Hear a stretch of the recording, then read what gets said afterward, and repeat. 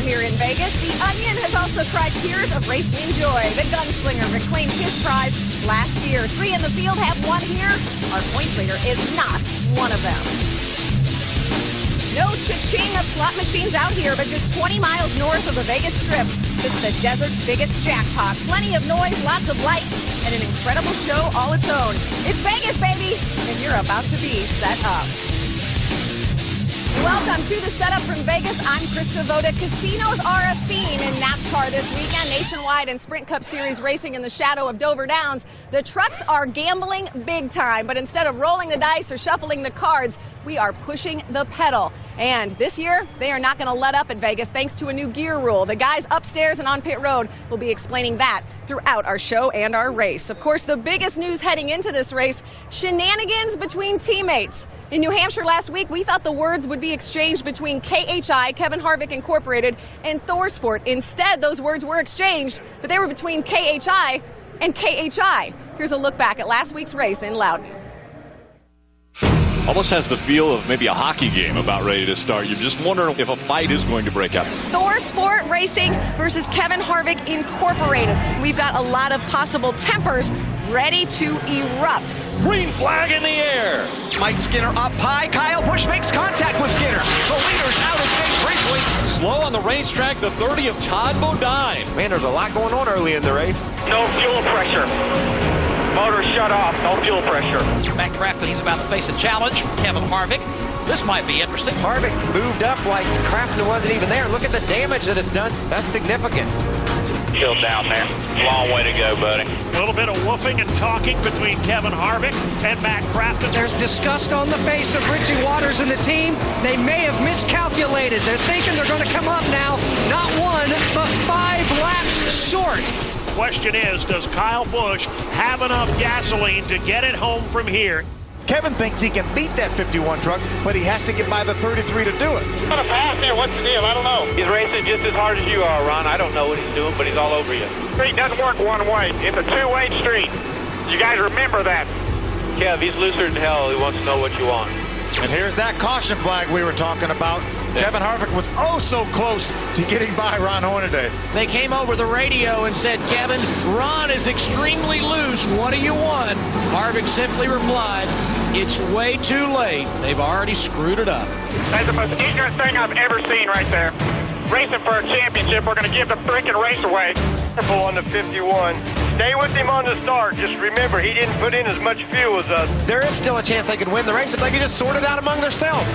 I'm telling you, he has got a mirror-full of Kevin Harvick, but he's not laying off for him. Crew chief, spotter, driver. I want in the trailer when we get done. Ron Hornaday flat-footing it, trying in vain to catch Kyle Busch. It's running on fumes, but fumes will be enough to get him home. Kyle Busch off turn 4 wins the hell of a good 200 at New Hampshire Motor Speedway.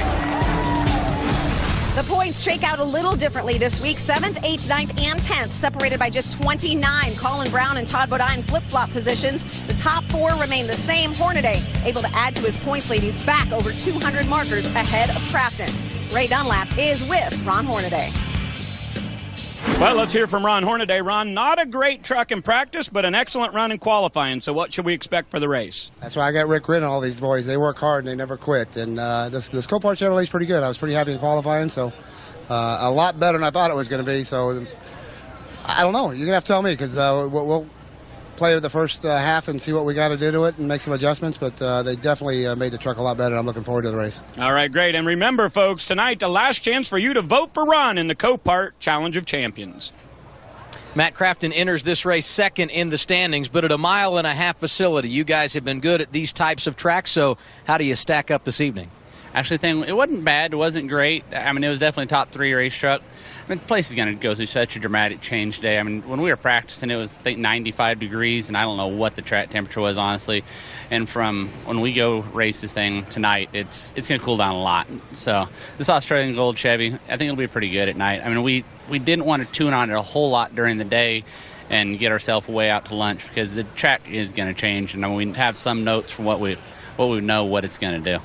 Matt has been the model of consistency in 2009. Krista, he starts in the top 10 here tonight. All right, thanks, Adam. Let's look at the numbers between these two. Head-to-head, obvious to see the difference. I mean, obviously, Ron has the wins. Check out the bonus points, though. A huge difference there, and that really has been the difference in this championship hunt. Hornaday obviously still has a sizable lead, but after what we saw last week in New Hampshire, I have to wonder, is there dissension in the KHI camp? And will this affect his bid, Hornaday's bid, for a 4th title? Rick Allen, Phil Parsons joined once again this week by our reigning series champ, Johnny Benson. So, Rick, have we seen a KHI meltdown? Well, I like the word you used earlier, shenanigans. 2 weeks ago, it was 3 different teams that were involved in those shenanigans. Now, last week, Phil, it was owner-driver versus driver in the shenanigans. Well, we heard it come right out of Kevin's mouth. He said, we're trying to win this championship, and we gave the race away. And that's what Kevin was disappointed about. As Kevin Harvick, Inc., they came there to win the race, and they didn't do that. And he felt like their communication was a little bit off. They had a big team meeting on Monday. He said that stuff's put to bed. It's over with.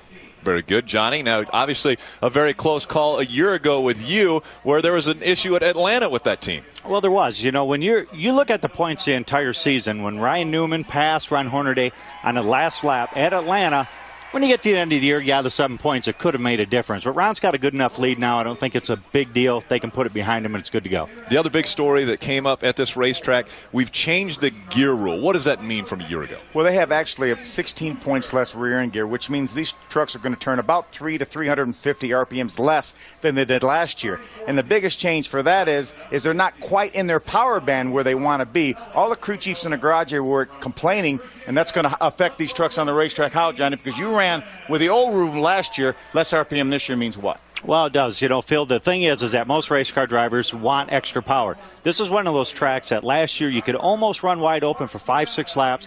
Then you had to start pedaling. Then you had to start driving it. Then you could start to work on the guy in front of you. Right now, it's going to be wide open. It's going to be kind of like a Daytona race. So drafting is going to be very important in this race. You have to stay tuned. And because Michael Waltrip's not here, we don't think there's going to be any shenanigans up here, Krista. How did I know that word was going to come up again? Thanks a lot, guys. Truck Series drivers, not the only big names in town. Van Morrison, Miley Cyrus, Britney Spears all playing in Vegas. Former Vegas winners like Skinner, Starr, and Bodine hoping to, be doing it again. Another Vegas win. Like they say at the blackjack table, hit me, baby, one more time. The setup is just warming up. Coming up from Vegas, we'll check in on Matt Crafton, who's been a roller coaster ride of emotions the past 2 weekends. And we'll check in with some of our drivers to see how they're spending their time in Sin City. All this when the setup returns live on Speed. I'm Taylor Malso. I'm driving the Camping World Truck Series. I'm Bill Stevenson, Phantom. Let's take a look around. Pick up the chandelier. This is a chandelier. From here, we control the 2,000-pound chandelier you see right out there through the window. And then what Jeff's going to do, he's going to run through a few of the cues for us, and we'll be able to see some of the movements of the chandelier. It's crazy how they can make that work and not get anyone hurt and stuff like that. And it's kind of freaky, I'm not going to lie, when it comes down. You think it's not going to stop. I definitely will see the pyrotechnics because that's what I like to do, is have fun with that stuff. And that guy was super cool and showed us how it all went through, and it's cool to see how it works. And when that plug goes off, this goes off downstage of the chandelier. And it makes it look like a semi-explosion happen. That's what sets the whole sequence of events. It's a big production, but it's pretty cool to see how everything works out. And very, very happy these guys gave us the opportunity to come back here, and love to see the show. How about that? A behind-the-scenes look at Phantom of the Opera. Malsum, a big fan of pyro. He hopes he's the one setting off fireworks on the track and celebrating in Victory Lane. Welcome back to the setup from Vegas, and this is TJ Bell's hometown. For most people, trip to Vegas is a vacation. For Bell, of course, it's a homecoming. Bell got to Vegas early, and he's planning on staying late. So what did he do when he got to town? Well, one of the first things he did was jump out of an airplane, and he took Ray Dunlap along for the fall.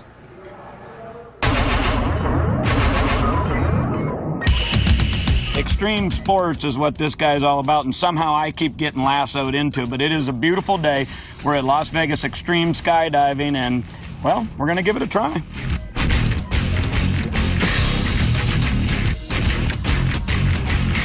No, I've never been skydiving. I love doing anything, a little bit extreme, and anything that seems like it should be a pretty good time and a little bit dangerous. Just call me Maverick. That'll be good. I look nervous? I am.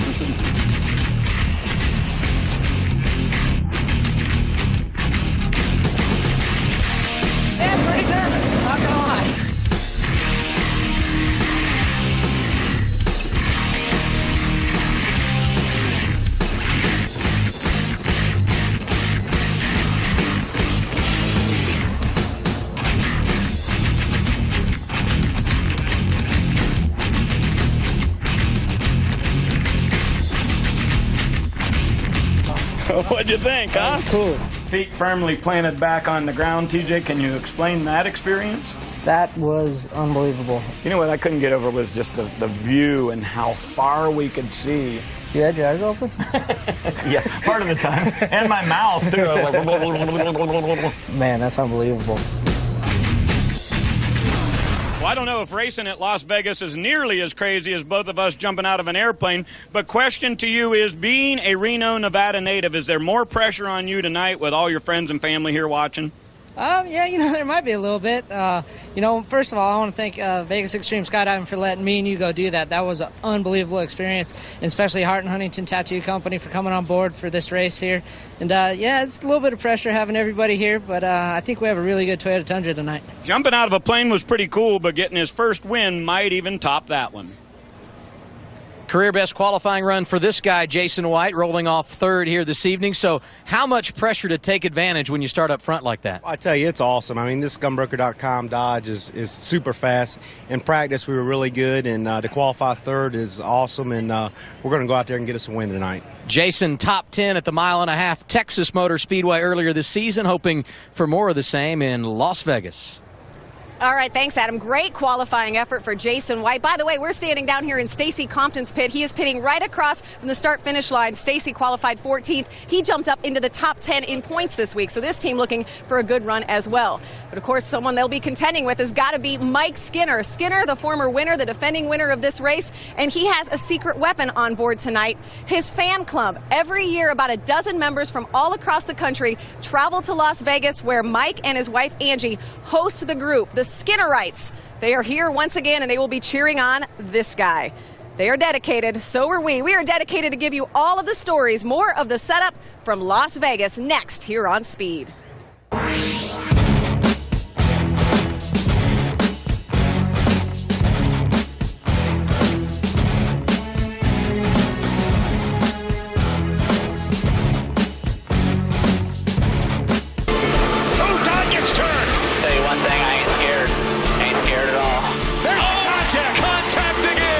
Listening to that 88 truck, I don't think that was intentional. 10 minutes into the first practice session, Harvick not even letting Matt get on track. Wayne Otten, the series director, wants to stop any of the fuel before it fires again at New Hampshire.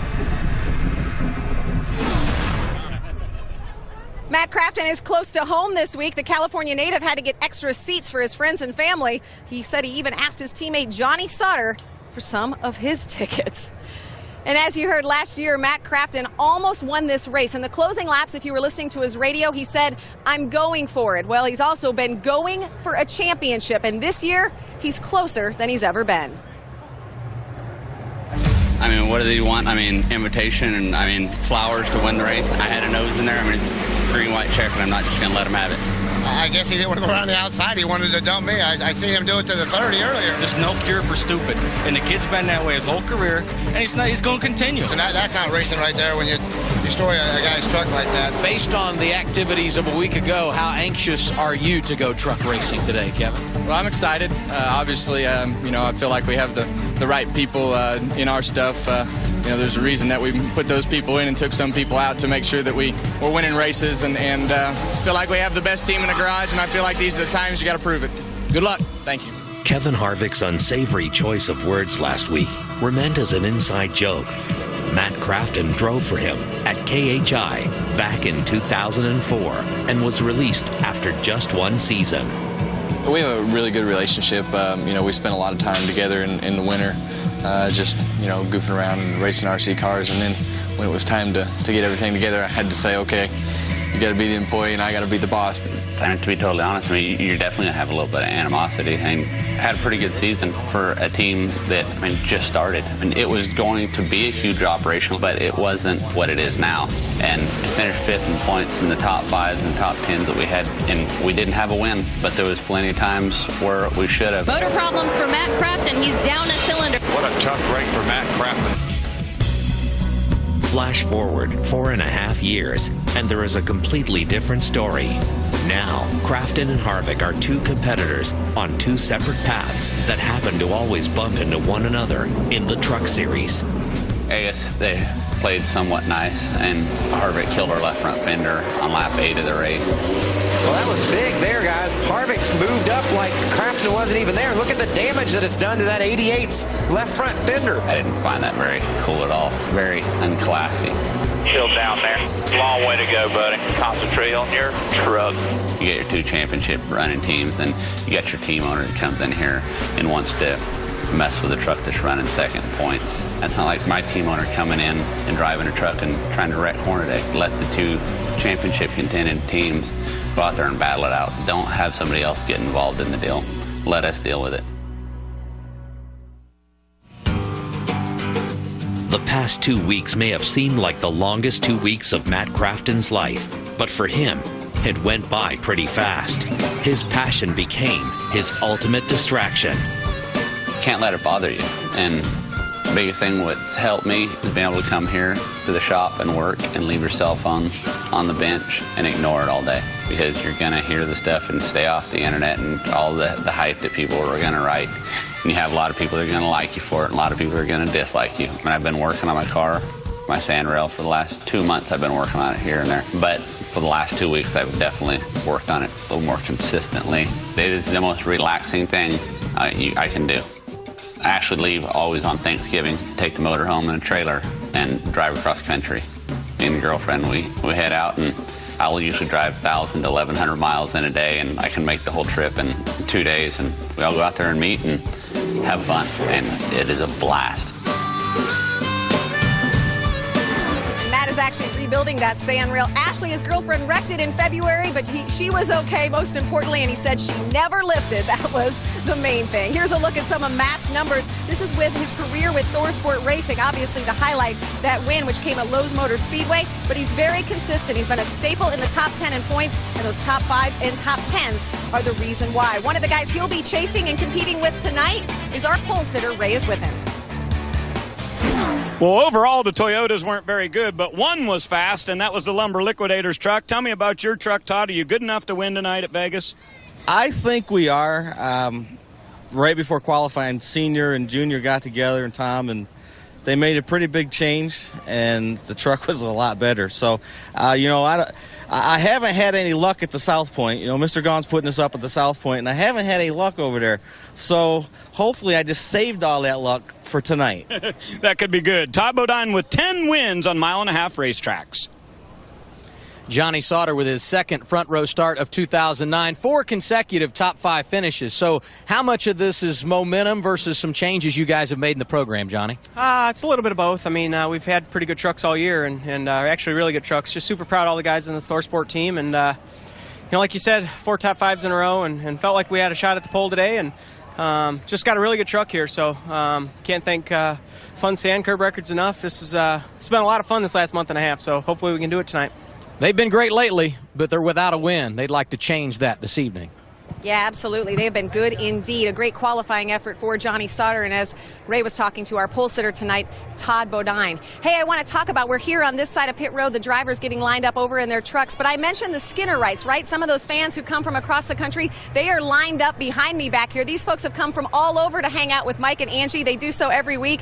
And she's too embarrassed to show you, but one of those ladies back there, she has a number 5 tattoo on her arm, but she did say it's not real. But they're having a lot of fun, and they're enjoying the setup down here on pit road. Of course, one of the guys they'll be watching tonight, besides Mike Skinner, is Ron Hornaday, and he received a special award this week. In addition to leading our points, Hornaday was named the third quarter driver of the year, beating out IndyCar driver Ryan Briscoe. Journalists vote on the award. Hornaday is the first Truck Series driver to be given this honor. Will Hornaday add Las Vegas to his resume? We'll get you one step closer as we wrap up the setup next.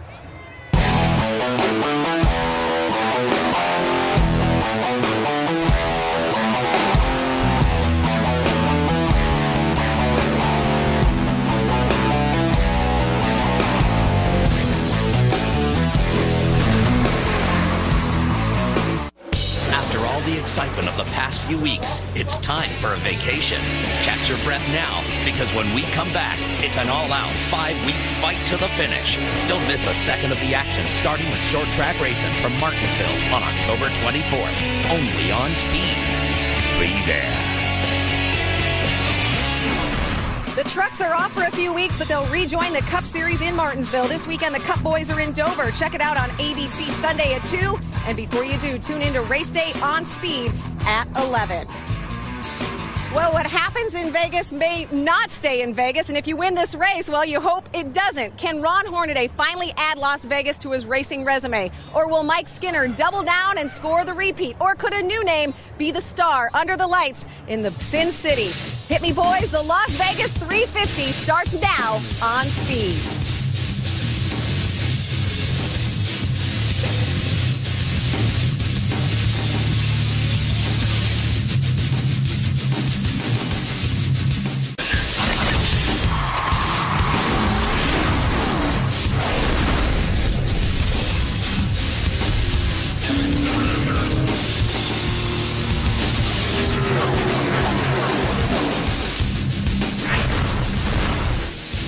Night racing in Las Vegas, Nevada.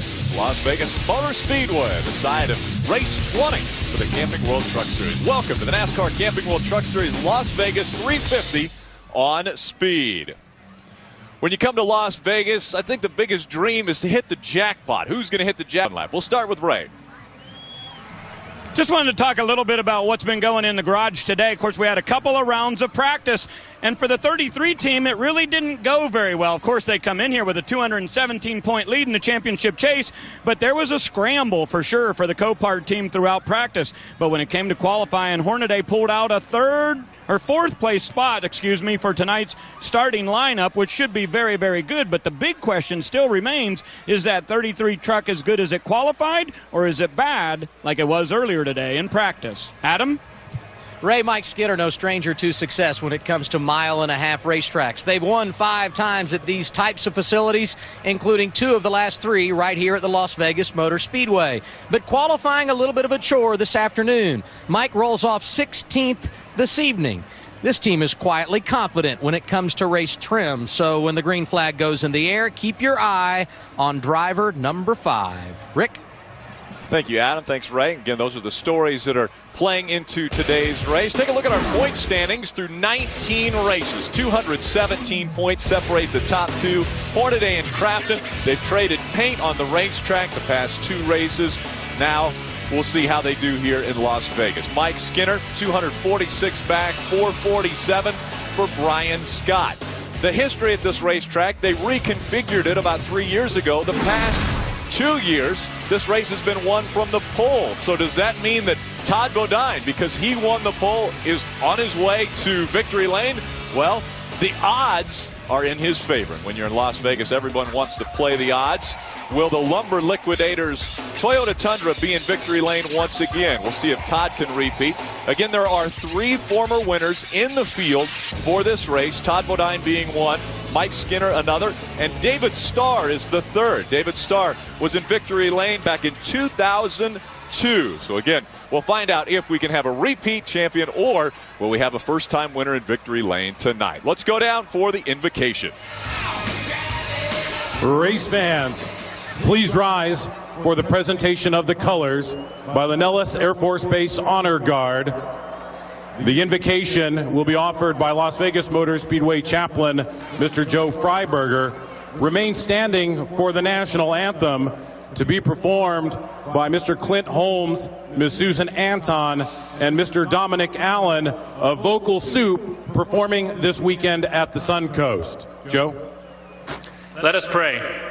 Heavenly Father, we thank you for this day, and we ask that you would bless and protect these drivers, their crews, and the fire and safety personnel. And Lord, we ask a special blessing for all the men and women who serve and protect this great nation of ours. It's in your name that we pray. Amen.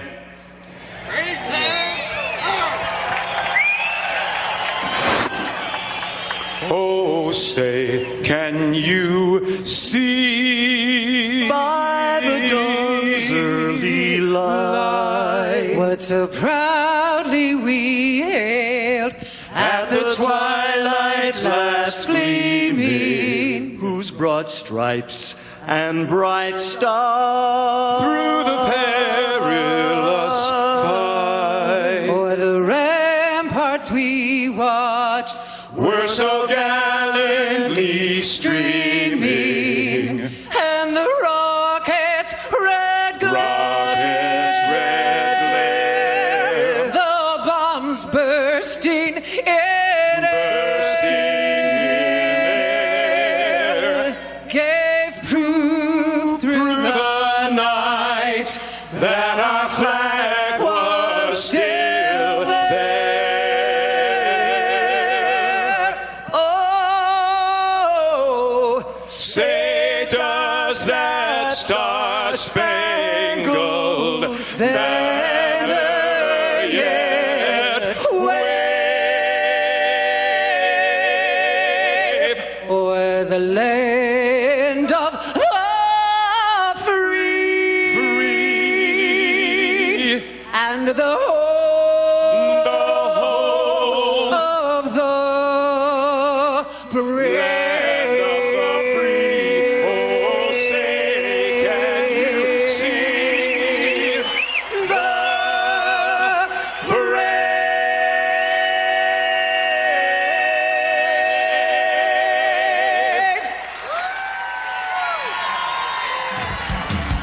When you come to Vegas, you want to take in some of the shows. You have the best seat in the house for the best show in Las Vegas tonight. We're all strapping into their race cars. We've got our pace car driver strapped into that Lamborghini that will lead the field out onto the racetrack. We want to get you reset up. Let's go back trackside to Chris Devoda. Lamborghinis and showgirls, this place is great. Hey, who cares if what happens in Vegas stays in Vegas? I want to know if what happens in New Hampshire heads west with us here to this track. We're talking about the throwdown. We thought it would happen between KHI and ThorSport. Instead, it was between KHI and KHI, talking about driver-owner Kevin Harvick and Ron Hornaday. That is the storyline coming in here. Of course, Kevin not in this race, Ron running for that championship. The big story here in Vegas, the new gear rule. It's actually turned this race into somewhat of a mini Daytona. Not only do drivers not have to lift, they can't, because everyone will be in the throttle all night long. So Rick and Phil, I know this is something you guys will be able to relate to. Kind of like when you're on a heater at the blackjack table, they switch dealers and it kind of puts the brakes on your streak. No brakes needed here tonight. Wow, is that like the kiss of death? I don't even think I can go back to a craps table now because I'll have the heater go away. But Rick Allen, Phil Parsons, and Johnny Benson joining us once again. Thank you. We were happy that Michael Waltrip could fill in that 1 week when you weren't able to be here, so we want to thank him for that. Let's talk a little bit about this race and this very racetrack. I mentioned earlier, about 3 years ago, reconfigured. Yeah, completely different. The only similarity between the racetrack now and the way it was 4 years ago was at the same exit off of I-15. Completely different. The racetrack before used to be very, very flat. Now, 20-degree bank in the corners, extremely fast racetrack. Johnny mentioned it earlier in the setup show. This is like a mini Daytona because these guys are going to try to run around here for a long time wide open. They have to. I mean, with the new gear rule and all that, they're going to run as wide open as they can for as long as they can. But what a great, great facility. They can run the top. They can run the bottom. They got all kind of places to race. So I think it's going to be fun to watch. But there's going to be some drafting. I think that drafting is going to be a bigger key this year than last year. How big is it that Todd Bodine starts up front, and he has such success at mile-and-a-half tracks? Well, he really does. But this is a long enough race that this is not necessarily going to be one early on here. It's the guys that make the right adjustments. You can have a couple pit stops so the guys can adjust the trucks. And the thing is, this track is fairly rough for a fairly new surface, too. So a lot of guys were talking about the bumps getting down in turn number one. Well, let's get things underway. Let's fire the engines. We go trackside. Ladies and gentlemen, on behalf of all of us here at Las Vegas Motor Speedway, we want to thank you for coming out to the Las Vegas 350. Please welcome back the Grand Marshal for the Las Vegas 350, the President of Las Vegas Events, Mr. Pat Christensen, for the most famous words in motorsports. Gentlemen, start your engines.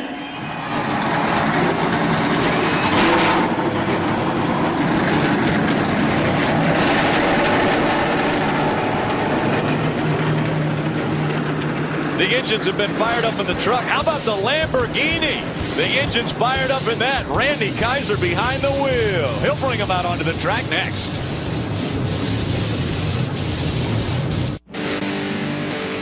Trucks are rolling around the racetrack. Welcome to the Las Vegas 350 from Las Vegas Motor Speedway. 99 degrees, and the sun has already set here in the desert. It's been a long day, a very warm day, 7% humidity, so it's a dry heat. The forecast for clear skies. The starting grid's going to roll across the bottom of your screen. Todd Bodine grabs his 5th career pole. Outside of him will be Johnny Sauter making his 2nd front row start of the 2009 season. Let's take a closer look at our track description with the Z-Max track description. As you can see, 1.5 mile racetrack here, 20-degree banking now in the corners. It was only about 10 degrees before.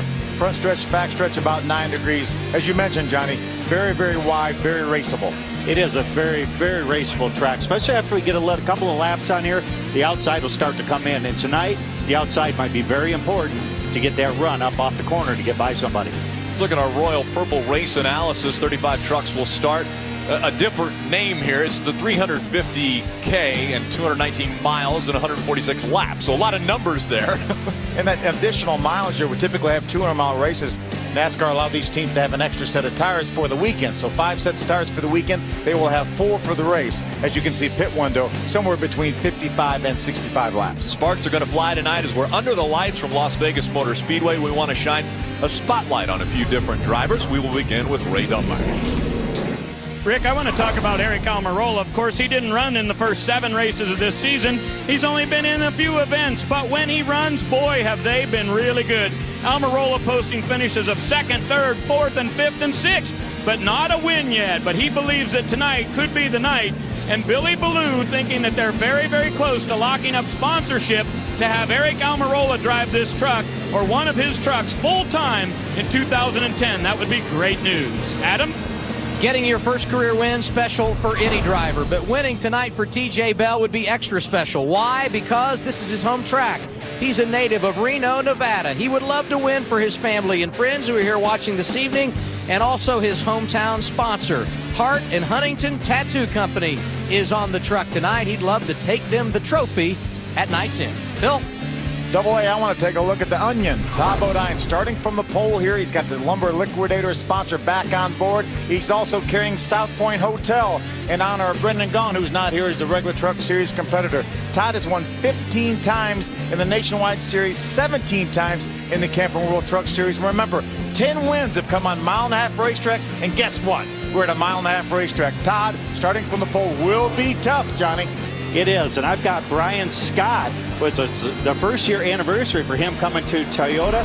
He was hoping for a great run. He was going to get his cast off this week, and they found out they have to put it back on. 14th is the best he's been here. I think he can do better than that, even with that cast on this week. Brian Scott's been impressive all year long. That's our speed spotlights on a few different drivers. We'll drive along with a few drivers on the racetrack. In the Toyota onboard, we've got Mike Skinner. He'll start in the 16th position. The Lumber Liquidators on board with the Onion. He will start up front. So we'll see if he can stay up front. The Copart on board of Ron Hornaday. That truck will start in the 4th position. And Chad McCumbee carries our 4th onboard camera, and he will start in the 7th position. Before the green flag flies, let's head back trackside to get our thoughts before green. And we'll start with, how about Ray Dunlap? I'll go ahead, Rick, because I'd like to talk about some of the great finishes we've seen in this series over the years. You know, 24 different times there's been a race that was won with a last lap pass. Now, it's only happened once here at Las Vegas, and that was Todd Bodine back in 2005. But you've got to realize that tonight, with this new gear rule, many of the drivers are predicting that there could be a last lap pass right here at Vegas tonight. The guy that's able to stay in the throttle and hammer down around this track on the last lap very well may have not led the white flag, but he might lead the checker. Adam? Ray, just moments ago, Johnny Benson mentioned the fact that it was 1 year ago here at Las Vegas that Brian Scott picked up Toyota as a manufacturer. It was also in that race that Jeff Hensley came over as crew chief. Well, I guess we can say happy anniversary, Express Motorsports, and what a year it has been. They picked up that win at Dover a few months ago, 9 top 5 finishes, 16 times in the top 10, and they've been a runner-up 3 different occasions. Brian Scott starting deep in the field tonight. We'll see if he and crew chief Jeff Hensley have got the recipe to get to the front before the night is over. Guys? Thank you so much, guys. Now, before we get to the green flag, obviously, we're talking about the gear rule. Are we going to see drafting and slingshot passes here? You are going to see a lot of that tonight, more than you did last year. It's going to be very important to get that good run coming up off that corner and use it to your advantage. 35 trucks making their way through turns 3 and 4. About to get underway with our 20th race of the 2009 season. 217 points separate Hornaday and Crafton, but nobody's worried about points tonight. They're worried about finding victory lane at Las Vegas Motor Speedway. The caution flag comes back out. They were going to go to the green flag, but they say that there was some light issues in turn number 1, and so they put the caution flag back out. What a gorgeous skyline here just outside of downtown Las Vegas, Las Vegas Motor Speedway. We're going to cut away quick and come right back for the green flag at a Las Vegas 350.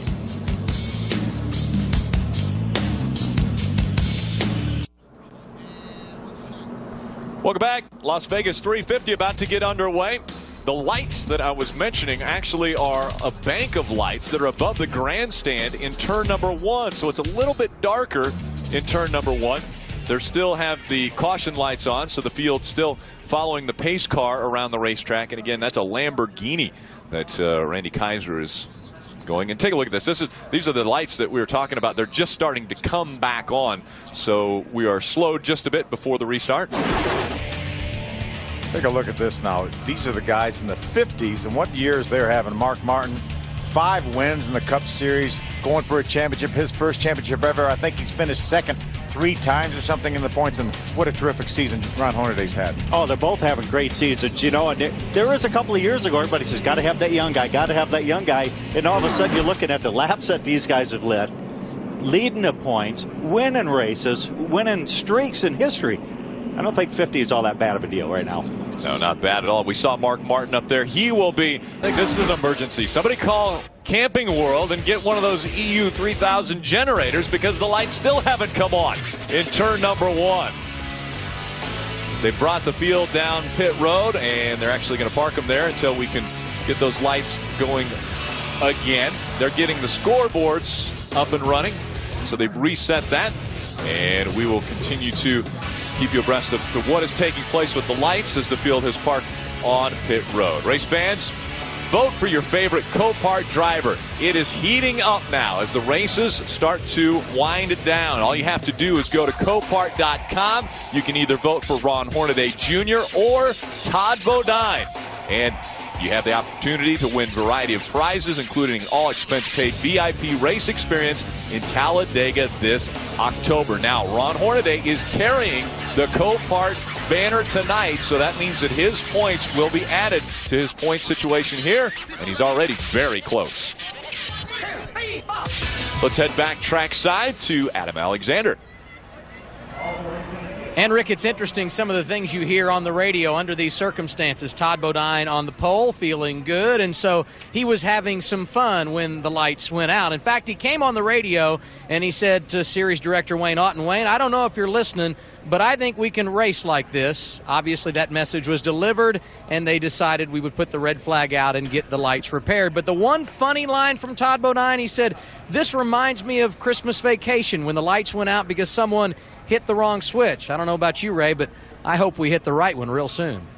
Absolutely, Adam, and we saw those lights start to come back up, and now they've gone black again. But the guys on my end of the pit road saying just about the same thing as your guys, is that they thought the racetrack was okay and that they could have gone under green flag position right there, but we're going to have to see what NASCAR decides to do and if we can get that rectified. Now, on the radio on my end, we heard Matt Crafton talking with his crew chief, Bud Hafele, and Bud said to him, are you ready to go? He said, yeah. He said, how's it handling? He said, man, this thing is the best it's been all weekend, Bud. So they are ready to go, having a little fun, a little bit of levity down here. Talked to him about his water and oil temperatures. Matt said, baby, let's just throw the green and get her underway.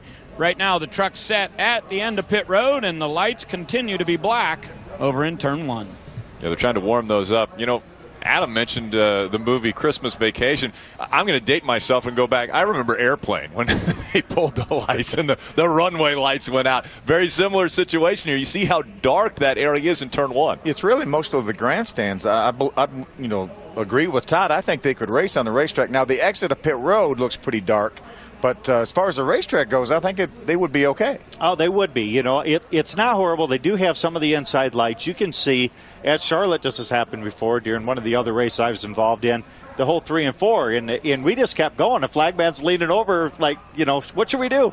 We just kept saying keep going. So it's I think it'd be all right, but I'm sure NASCAR wants to check it out. Obviously different from the ALMS earlier today when they had headlights. We don't have headlights on the Camping World truck, so we've got to make sure that the track is well illuminated. We're waiting for the lights to come on at Sin City. Or NASCAR.com. Well, that's always on. Right now, the lights aren't on in a section of the grandstands in turn number 1. We believe that's the problem that we are experiencing right now. And I think Ray has actually figured out what the actual problem is on pit road. Rick, down here, a lot of people have stuff plugged in. You know, everybody's got their laptops and they've got all kinds of stuff. But check this out. I think this is the problem. This is why we don't have the lights, because this was not plugged in. Oh, I'm just kidding. This isn't really plugged in. Come on. And look at this. How great of a plan is this? We've got the water spigot right here by the plug-in. I'm not sure what that is. Adam, what's going on in your end of pit road? Well, the good news is, I guess, if you're Todd Bodine, is regardless of all this, you're still on the pole when we get the green flag at some point later on. But we want to have some fun while we have a delay. I know you're a New England Patriots fan, right? Yes, off to a 1-1 start, a little shaky, but it's early. That's all right. That's right. Okay, and you have a Jets helmet. Now, if memory serves me correct, there's a little bit of a rivalry there in the AFC East. Last week, the Jets beat the Patriots, so why would a fan of the Pats have a helmet like this, Todd? Well, a certain NASCAR official that shall remain nameless is a Giants fan. So we've been going back and forth for 3 years now. And the last 4 or 5 races since the season started, actually, and even in preseason, he's been putting different things in the truck, on my helmet, in the steering wheel, on the back of my gloves, all kinds of things about the Giants. Well, he went one step further this week. Because we got beat by the Jets, he had to rub it in. And you know what they were chanting at the stadium? Jets, Jets, Jets, Jets. So just to pay it off, will you give us one of those? No. No, you can't do that? All right, so how does this lights being out thing affect you mentally before you go racing? It doesn't affect you mentally. You know, Johnny and Ron and myself and Jason, we can race like this. I don't know what they're worried about. It's plenty of light. These lights off of the pit road, you know, they're meant to illuminate the wall so that we can judge the depth of the wall. That's what they're for. And I mean, we can see fine. I don't know why we're not racing. The good news is they're coming back on, so hopefully before too much longer we'll see Bodine and the rest of these drivers behind the wheel doing what they do best. And that's avoid that wall that is illuminated by the lights on the inside of the racetrack. They are coming on. They're coming on slow. Obviously, we will wait for that to take place. They're coming on one at a time. They're going to light up turn number 1. We'll light up the racetrack when we come back to Vegas. On. That means that they'll be firing the trucks back up and making their way back onto the racetrack. Again, just a freak occurrence here at the racetrack. The lights in turn 1 up in the grandstand area went out, as did the scoreboards and the scoring pylons in the infield. Those are all back on. That means we're about to go racing. We'll be right back. Lights are coming back on. Drivers are strapped back in. Engines are fired back up. They're going to send them back out onto the racetrack, and we're going to try again. That pace car looks small compared to those trucks, doesn't it? Well, normally Randy Kaiser, our pace car driver, normally drives a truck when we go to different racetracks, but that is the pace car here at Las Vegas Motor Speedway, and he is about to roll back out on the racetrack. Normally Randy's very polite and will wave to us when he's in the pace car, and sometimes drivers will come up and just check on the pace car and they'll bump into the back of them. I'm guessing tonight better not do that. They might not bump into the back of that Lamborghini. Actually, they were warned in the drivers meeting, do not touch the pace car. Supercarlife.com on the bumper of that pace car. The officials making sure everybody's fired up and ready to go. I mean, the engine's fired up and ready to go. I'm sure all the drivers are fired up. They've been fired up. Exactly. It's been a long day. We started practice, or with practice, at 9 o'clock this morning. There were 2 practices, and then we had qualifying at 3:30 where Todd Bodine and Johnny Sauter won their spots in the front row. And now we're getting ready for the green flag from Las Vegas Motor Speedway. They're going to move around the racetrack 2 more times. And so what we're going to do is get another commercial break out of the way so that we can see a lot of green flag racing from Las Vegas Motor Speedway. Promises to be door-to-door, side-by-side racing. We'll be back. Welcome back. Las Vegas 350 about to get underway. The field in turn 3. The lights are off on the pace car, but the lights are on all the way around the racetrack, meaning we're about to go green. The green flag will fly. Todd Bodine on the inside. Johnny Sauter on the outside, making up row number 1. How about points leader Ron Hornaday? He starts in the 4th position, just on the outside of row number 2. The fans are on their feet at Las Vegas Motor Speedway. The big show about to get underway. Field coming into the quad oval. Green flag will go in the air, and we're underway at Las Vegas Motor Speedway.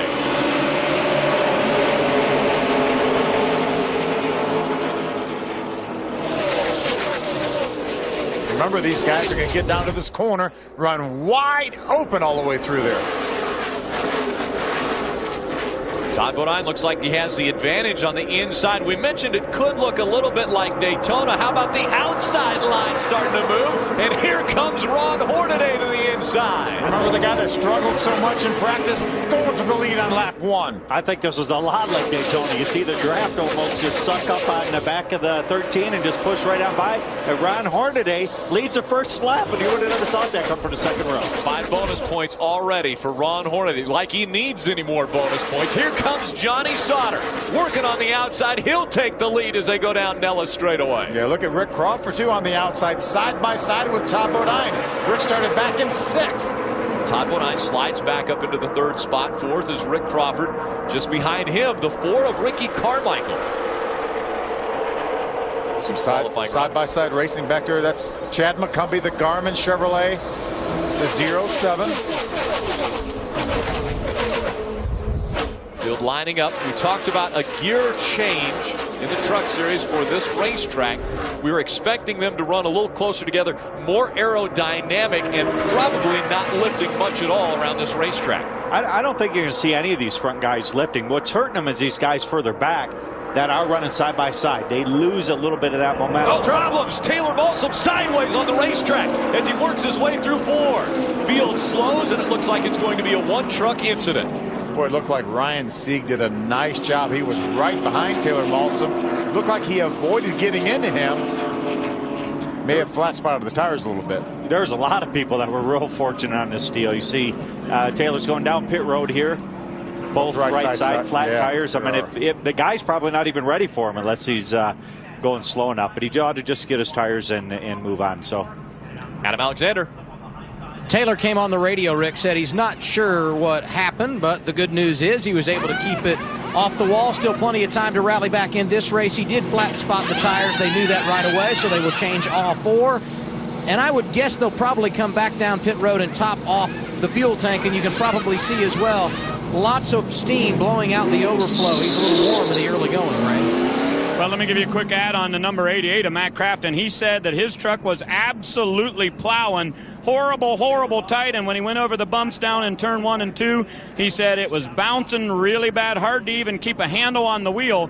But Hafele, he says, you got to let these air pressures come up, and he said, I'm telling you, this thing is so tight, I can't drive it. Take another look at why we're under our first caution.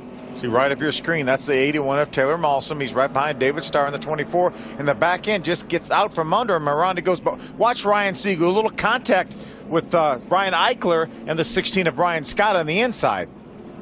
I think as a whole there, everybody did an excellent job. There could have been 3 or 4 trucks there. Taylor just looks like he got in there, he got loose, probably did surprise him. And just, real fortunate. All 3 of those guys up there on the top side could have been a lot worse than what it was right there. Taylor Malsom sideways. Heavy traffic. You see the truck's going almost 3 wide underneath him to get by. Everybody slows down. Again, our first caution has come out. This race not starting on time because we had some lights go out earlier. But now that we've got it underway, we are slowed for the first time because Taylor Malsom gets loose in turns 3 and 4. And that sends him sideways. Everyone is able to avoid. They've come down to pit road for the second time. They're topping back off with fuel for that 81 Toyota Tundra. We'll be back for more green flag racing in the Las Vegas 350. Welcome back to Las Vegas Motor Speedway here in Las Vegas, Nevada. Yellow light still on the racetrack. We're under caution for the first time. Taylor Malsom got sideways through 3 and 4. It wasn't from contact. Just every now and then, especially on these mile-and-a-half racetracks, we see the back ends break loose. Even when there's a truck down low, this one was a little bit lower. Let's take another look. See him right behind the 24 of David Sturgis, loses the back end. Mike Skinner was behind it, but he was down below him. I think, you mentioned the fact that we see a lot of trucks spin on mile-and-a-half racetracks. We see a lot of trucks spin on a lot of different racetracks. Well, sometimes they're helped. This time, no help. Taylor Malsom just gets turned around is another view of it. And one of the other keys, though, is too they practice all day long in 100+ heat. And these guys know that. You know what? We need to be loose for tonight. The track might have some bite in the track, and obviously they probably went just a little too far on hers. This is Skinner again down on the bottom. Boy, that thing you can't even tell. Just goes. Yeah, and as a driver, I mean, he may have felt a little bit loose, but that thing got out from under him pretty quick, didn't it, John? That come out real fast. At the point that you just watch the left front, he didn't even feel like it was coming. You didn't see any wiggle there. It just all of a sudden slid right around. And we mentioned that they're going to stay, obviously, in the gas quite often as we look at our 2009 Revestis rookie point standings, where Taylor Malsom is trailing Johnny Sauter. But with him staying in the gas, that wasn't a case of him getting back in the gas and breaking the tires free. The back end just got loose. Yeah, because he was probably never out of the gas. Right. He was running wide open. I'm sure he wasn't. And, there are a couple of trucks were side by side in front of him. Just with his inexperience on these style tracks, probably just got a little air loose there, which normally you get tight, but they might be on the free side, and it just kind of compounded to have you spun. We've seen Johnny Sauter impressive in both practices earlier today. He has yet to find victory lane in the Camping World Truck Series. Could tonight be that night for him to find the jackpot in Sin City? About to go back to racing. Johnny Sauter leading Ron Hornaday. Green flag back in the air.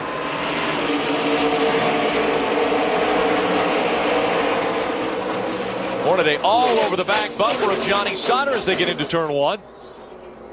2 wide back behind them for the 6th spot. Ricky Carmichael, Colin Brown both on the outside. For a moment, Colin Brown tucks in behind Matt Crafton for now. Crafton up into 6th. Ricky Carmichael just in front of him in 5th. 3 trucks battling it out up front.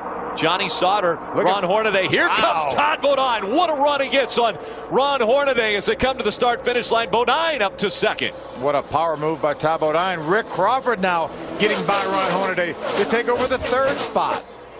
Rick Crawford moving well down on the bottom of the racetrack. Hornaday now will slide in behind that 14 of Rick Crawford into the 4th spot. And again, holding on to 5th is the 4 of Ricky Carmichael.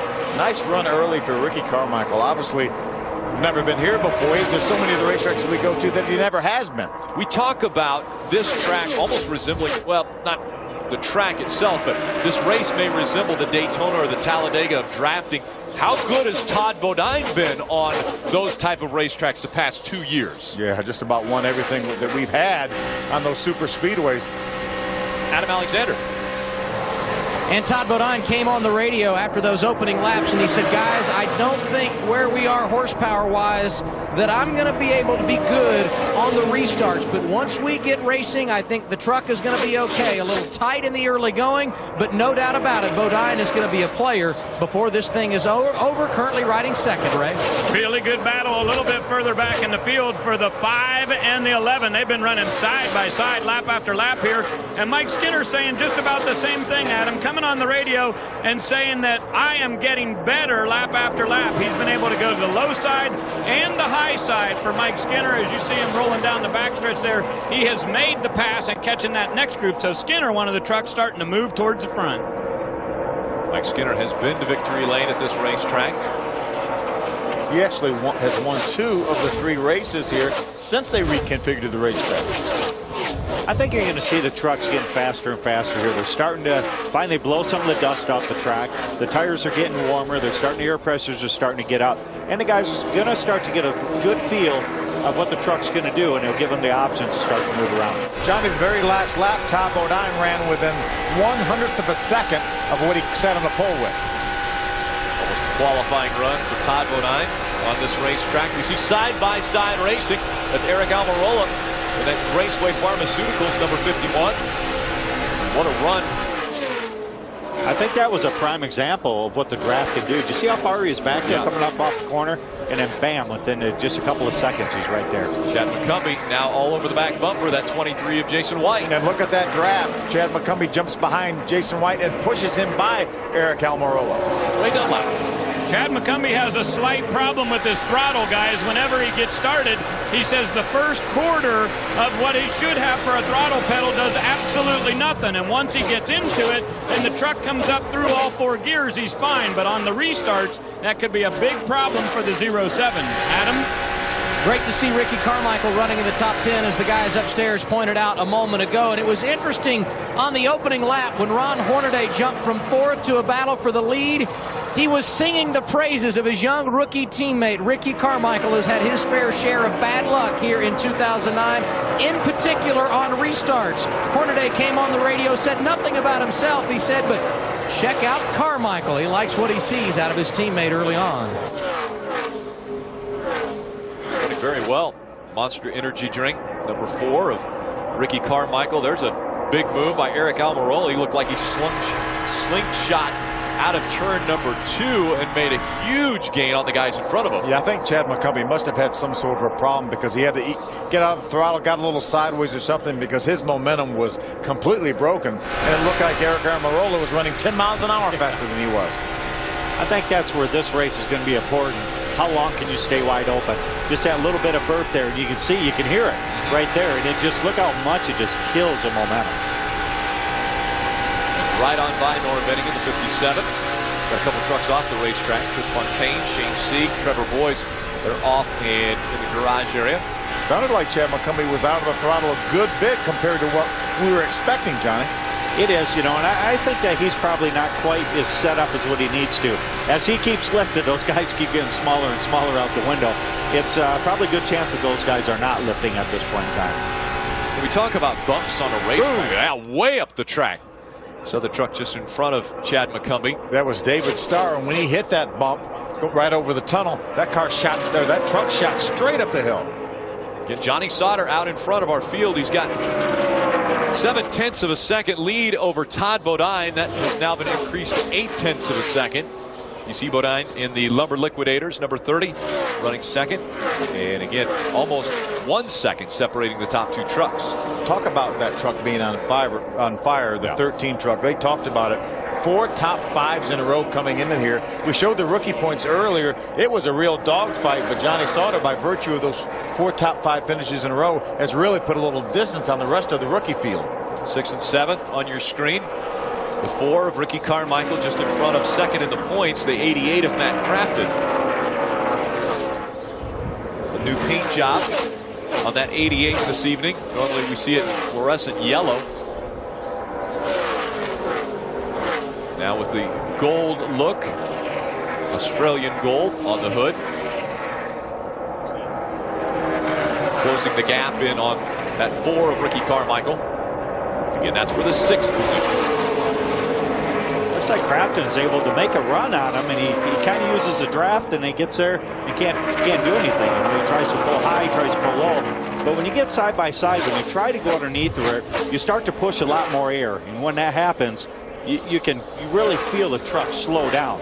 Looks like Ricky kind of gave him some room. It kind of surprised him that he, was coming underneath there, give him a little bit of racing room, and looks like he'll probably get by here. And Matt was able to hook the apron of the racetrack. Basically, you see the left side's below the white line.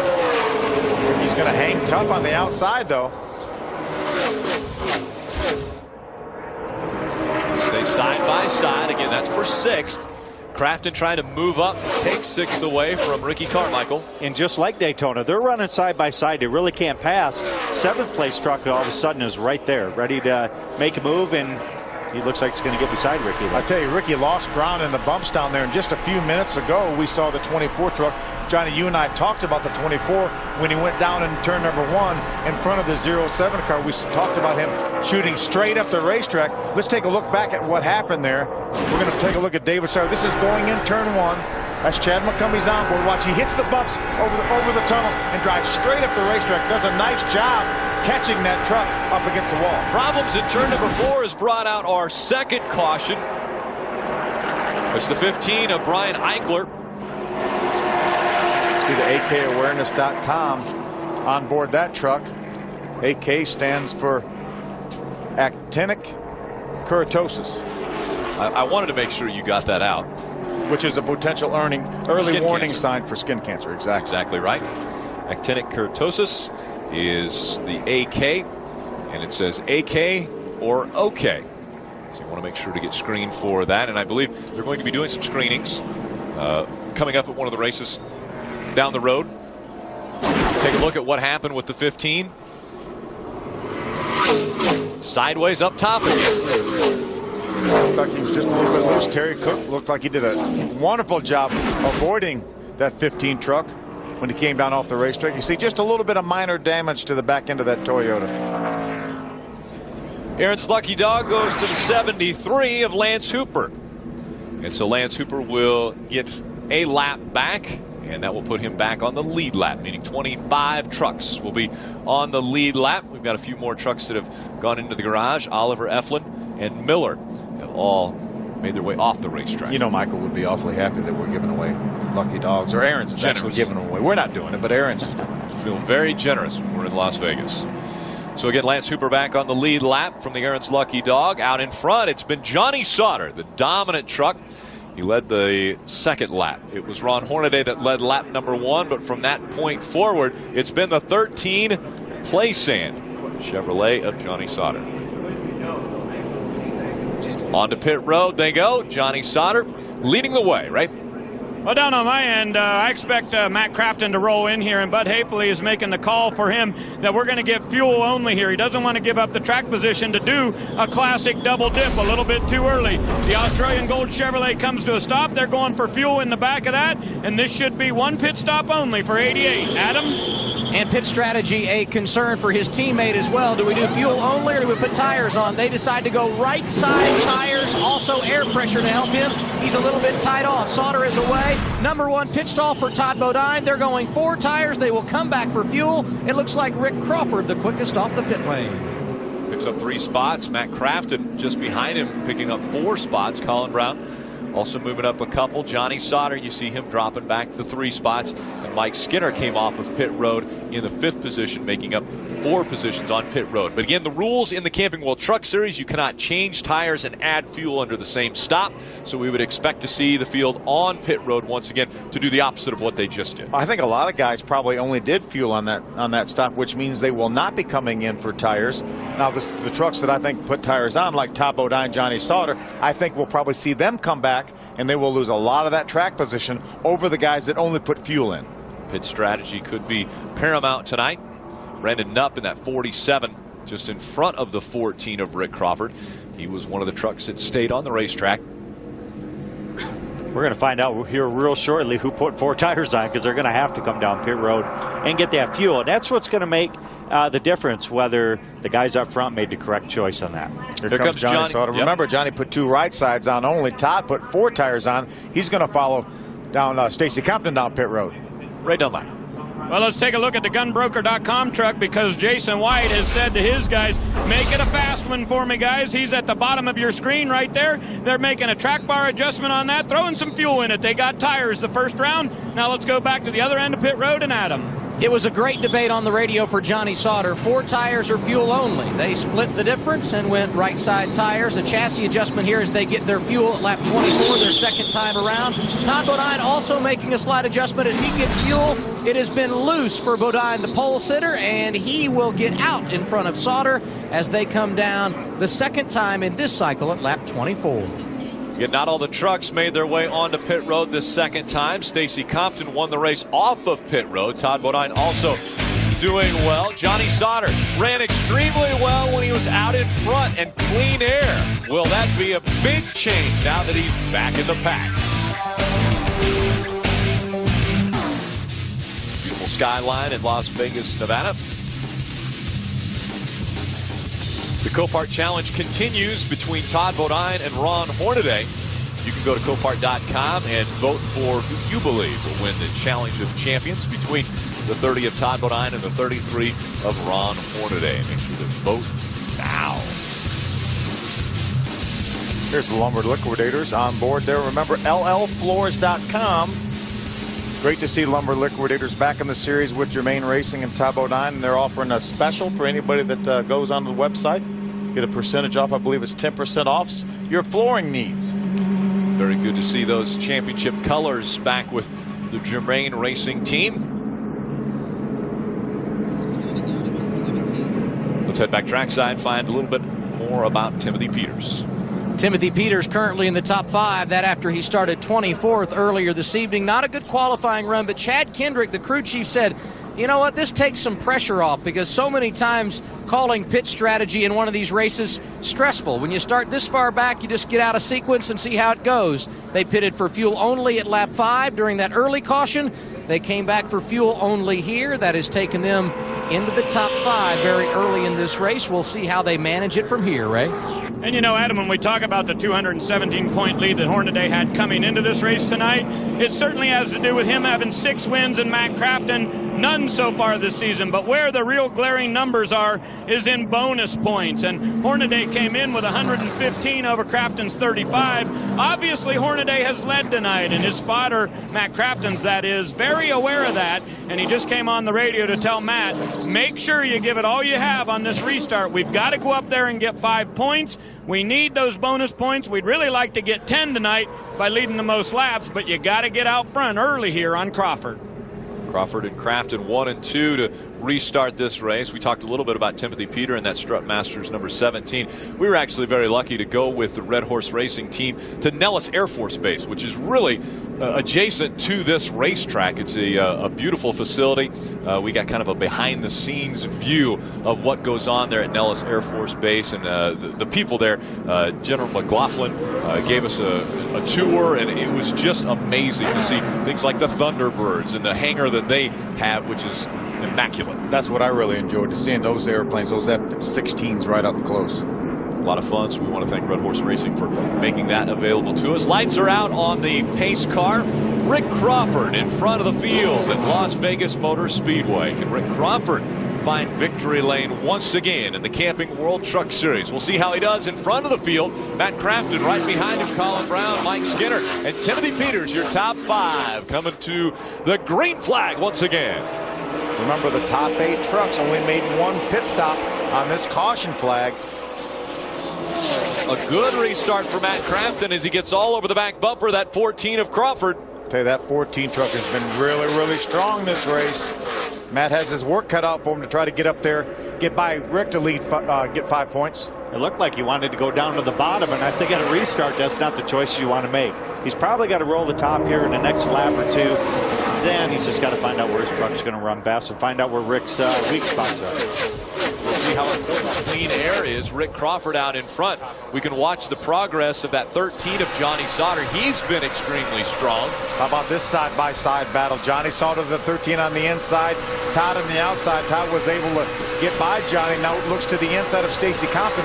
Remember, Johnny only got 2 tires. Todd got 4 on that caution flag. Eric Almirola ducking to the inside for just a moment. See if he could make the pass on that gunbrokers.com race truck.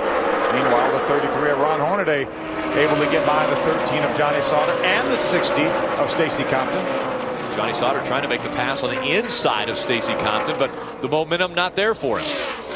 No, I think the only advantage he's going to have is not going to be this run.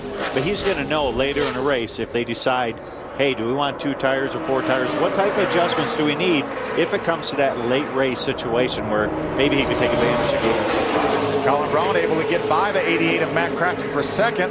Mike Skinner's going to try to do the same. Skinner looking to the inside. That's a battle for the 3rd spot. Skinner down low. Crafton up high. Remember, Mike Skinner won 2 of the 3 races on this configuration here at Las Vegas. To the inside of the Australian Gold 88 of Matt Crafton, that PC Myler Navigator of Mike Skinner, trying to get past the 88s. Can he make it work as they come out of turn 4? Look at the difference in the front of those trucks. Or look how much higher that 5 truck is up off the ground than the 88, Johnny. Yeah, it is. It's, you know, there's probably 2 different setups going on. You can either run right front combine, left front, conventional. I don't believe either one of those trucks are running conventional, but there's probably Todd Bodine sideways. Todd Bodine catching it, trying to catch it. Unbelievable. That Lumber Liquidators 30 straightened back out once again. But a handful for Todd Bodine. He slows and tries to get back up to speed. Obviously, Todd completely lost all his momentum.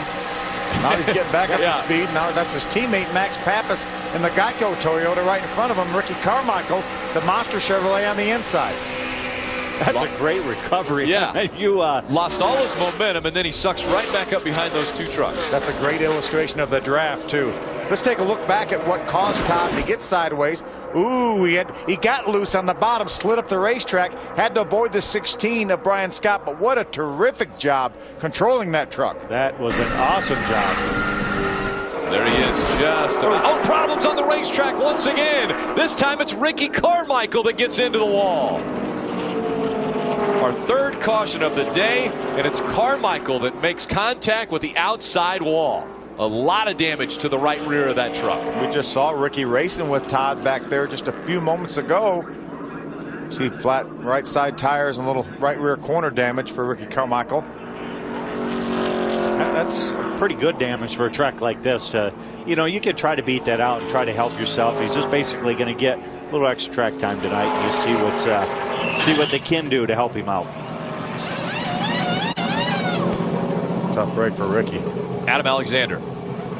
And the tough situation really magnified by the fact that this is one of only 3 starts remaining on his 2009 schedule. Of course, despite the fact that he's running for Rookie of the Year, Ricky is not running every race throughout the campaign. They will put 4 tires on it, try and repair the damage. As aerodynamically sensitive as this racetrack is, it will be tough for Ricky to do much here tonight. And guys, I got to ask you, Phil, Johnny, how tough is it when you're a young driver trying to learn and not being involved in every race and gaining that experience week in and week out?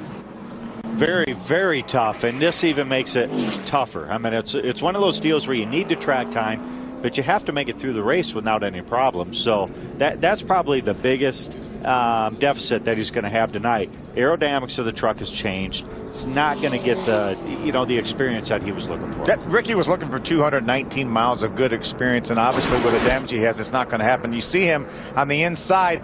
He gets loose, has to chase it up the hill. Max Pappas also spins, but Ricky makes some contact with the outside wall. But that's the case you were talking about, Rick, when we see a lot of trucks spin on mile-and-a-half racetracks. You get on the inside, you lose that air off the spoiler. And remember, these guys may not be wide open, but they're awfully close to it, Johnny. Well, they are, and that's one of the things that Ricky is learning, is what you can and can't get away with when you do get close. You can see right there the back starts to pull around. There's no side force on a truck. And, you know, it could have been a lot worse than that. You know, he hits the wall. Yeah, it does some pretty good damage, but nobody else was involved. Nobody hits him, and a 9 looked like he got away without hitting anything. Take a view from the Lumber Liquidators onboard. Watch Ricky now. He's going to be very, very close to the 9. He's right beside him, loses that air off the spoiler, and that thing snaps around.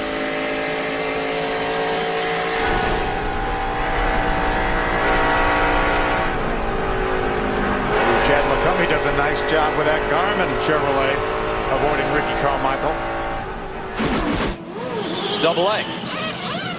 Bodine just came down pit road. You ask why? Well, I didn't hear on the radio any conversation about any problem. But I think what the situation is, we saw him spin a moment ago. He lost a ton of track position. I think their thought process was simply this: we aren't where we want to be on track, so let's come down and get some fuel. Eventually, this thing is going to have a long green flag run, and that stretches our pit window over some of the guys that are out in front of us.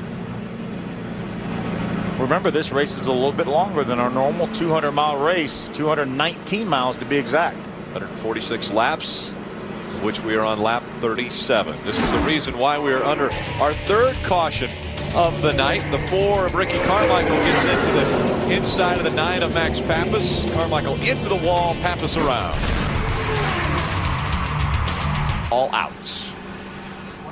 Our lucky dog goes to the 42 of Mike Harmon. So Mike Harmon grabbing a lap back.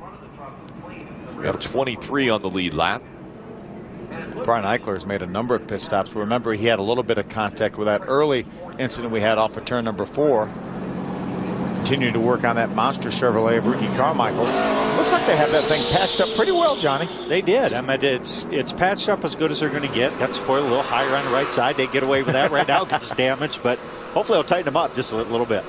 Riding along with the Copart on board of Ron Hornaday, Todd Bodine, and the LL Floors Lumber Liquidators on board. Last chance to save. Go to llfloors.com. Mike Skinner carrying our Toyota on board. Skinner running in the 4th position. Out front, though, it's the blue oval duo. Rick Crawford, Colin Brown bring the field with a green flag. Look at Hornaday making a move on the outside, up in the dirt and speedy dry and all sorts of stuff. Well, that's where you want to go. You got to go to the outside before the start and finish line. So he jumped up there. Not sure how much ground he made, but it's always worth a shot. Matt Crafton also with an impressive restart. This is where that outside groove and that momentum really pays off, being on the outside coming off turn 4. See, Hornaday got what he gained, 3-4 spots just through 1 and 2 alone. Going to bring Johnny Sauter with him. Johnny Sauter outside running right now in the battle for the 4th position.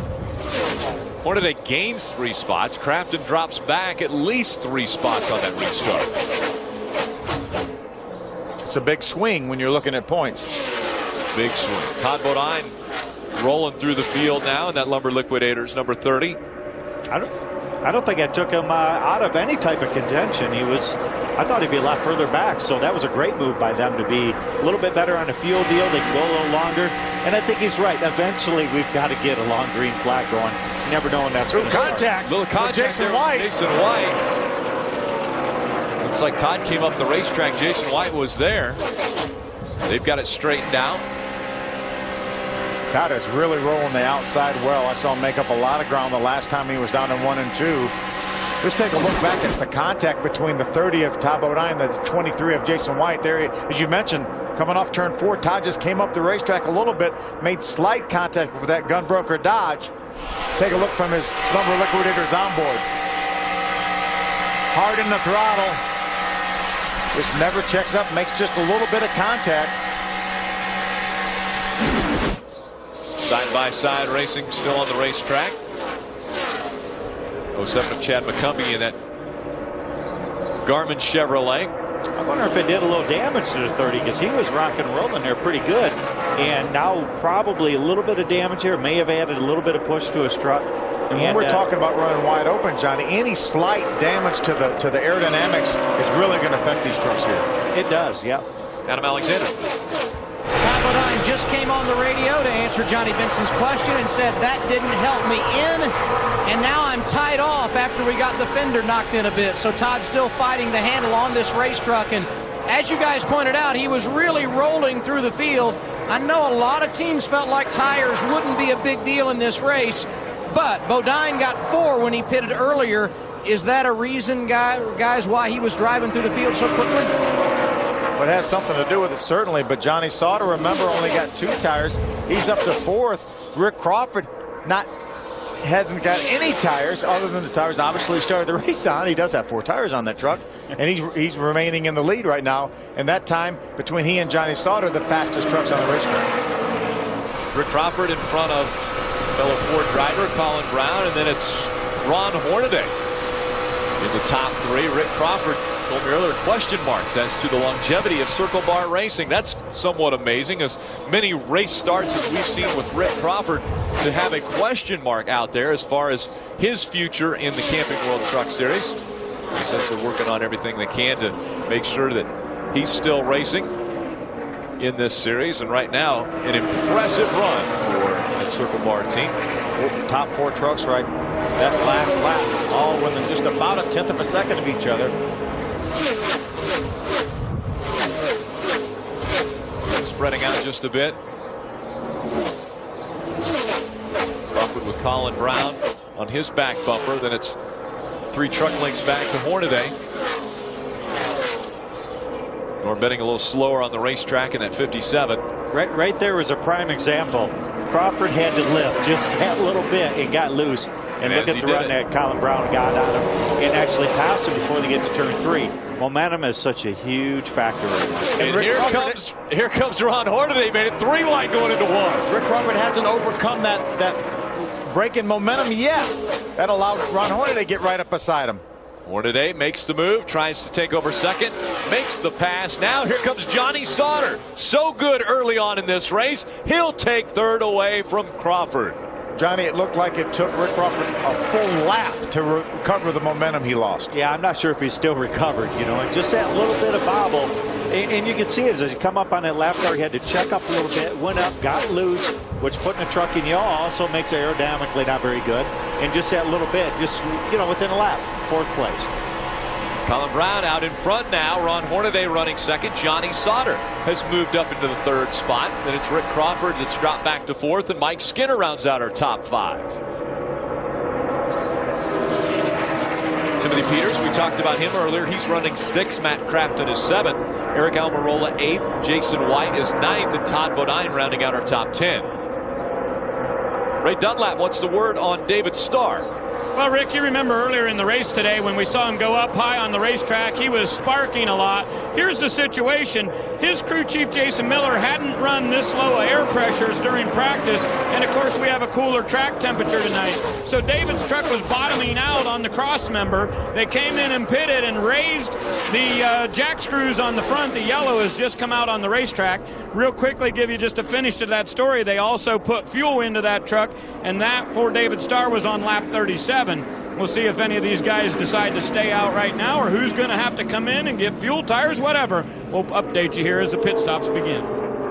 Caution flag coming out for debris on the racetrack. So this is the 4th time we've been slowed.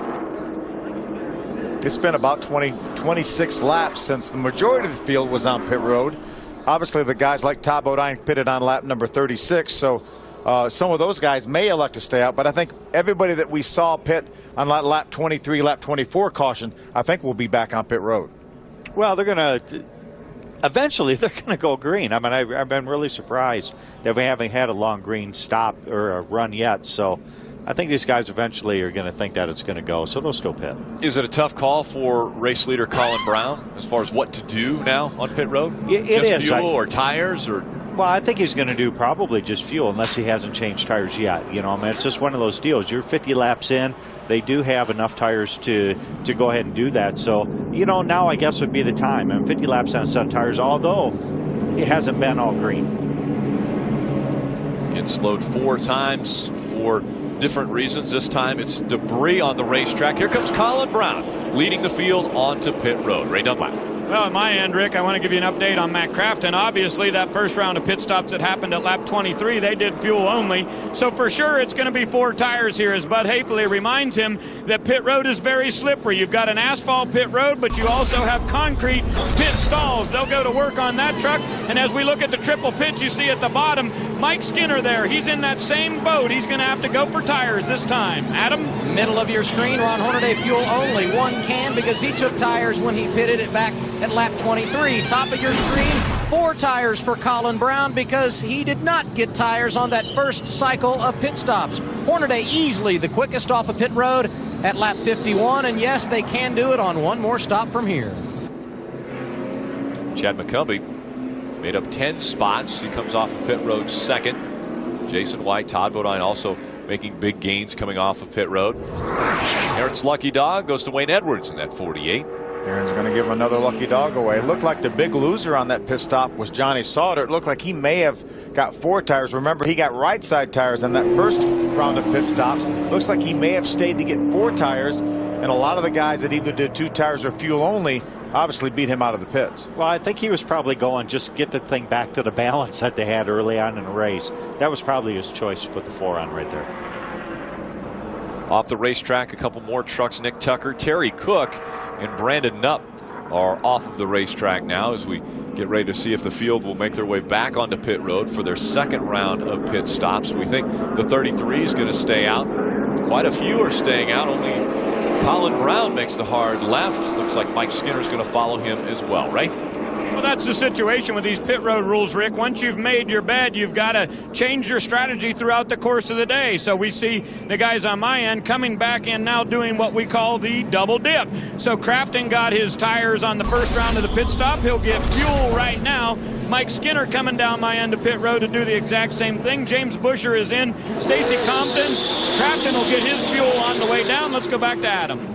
Rick pointed out that it was Ron Hornaday staying on the racetrack. He questioned why did these other guys get tires in this cycle, and Rick Wren said because they didn't get tires when they pitted the first time. You saw Johnny Sauter and Colin Brown both in for service. Brown got 4 tires the first time around. He gets his fuel, and he is the first off pit road at lap 52. So Colin Brown wins the race off of pit road, but strategy could put Ron Hornaday in the driver's seat. When the lights came on at Las Vegas, the action got underway. We'll be back for the green flag right after this. Green flag just back in the air. It's Ron Hornaday in front of Chad McCumbee, Jason White in the 23. Running in the 3rd spot, Todd Bodine in the top 5. Once again, he's running 4th. Brian Eichler rounding out that top 5. Here comes Bodine to the inside of Jason White, taking 3rd away. 15 of Eric, 15 of Brian Eichler tries to follow him by on the inside of Jason White. 10 trucks that time only made 1 pit stop, which means they only did fuel only. And Colin Brown restarted this race in 11th. He is the first truck that put tires on this round of pit stops. He's definitely back in some pack. Even good tires or not, that's a pretty tough situation. But he'll get through here. I think he'll get through here pretty quick. Just got to hope that he doesn't run into any problems as he's coming through. Mike Skinner hugging that white line down on the bottom of the racetrack at number 5. Colin Brown into Conway Freight, number 6, just in front of him. Colin's trying to get by the 11 of TJ Bell. He is going to make some room on the outside to get by TJ. Skinner's going to try to follow along. Here at Skinner, even pedaled a little bit getting in the corner, but he was on the outside of that other truck, Johnny. Well, I think he just wasn't sure what he had yet. So he was just going to go ahead and ease off just a little bit. Obviously, it did cost him that spot. He didn't get off turn 2 the way he'd like. But I think once he gets a little heat building and everything again, he'll be fine. Johnny Sauter trying to get by the 24 of David Starr. Remember, Johnny put tires on. Good battle for second. Chad McCumbee, Todd Bodine side by side. Bodine's going to win that battle. He'll take second away from McCumbee, so McCumbee drops back. Bodine now sets his sights on the 33 of Hornaday. I'm sure Mike Hillman Jr.'s tightened that Lumber Liquidators Toyota up a little bit for Todd. Looks like he has a pretty darn good truck right now. He does. He's one of the few that's actually running the top through 1 and 2 to get that momentum coming down the backstretch. He did tuck in low in 3 and 4. 3 and 4, it's not as user-friendly up on the top unless you have to be down there. 1 and 2, I think he can pretty much run wherever you want.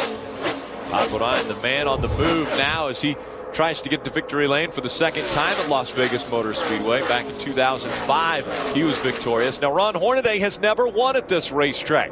Ron Hornaday also has 6 wins already this season. 3 wide down the backstretch. Boy, Skinner gets by Colin Brown, Taylor Malsom, Johnny Sauter trying to do the same. There's TJ Bell. Johnny's going to pull to the inside of Taylor Malsom. He's going to be able to get that spot. Here comes Eric Almirola, Miccosukee Toyota, 51 on the inside.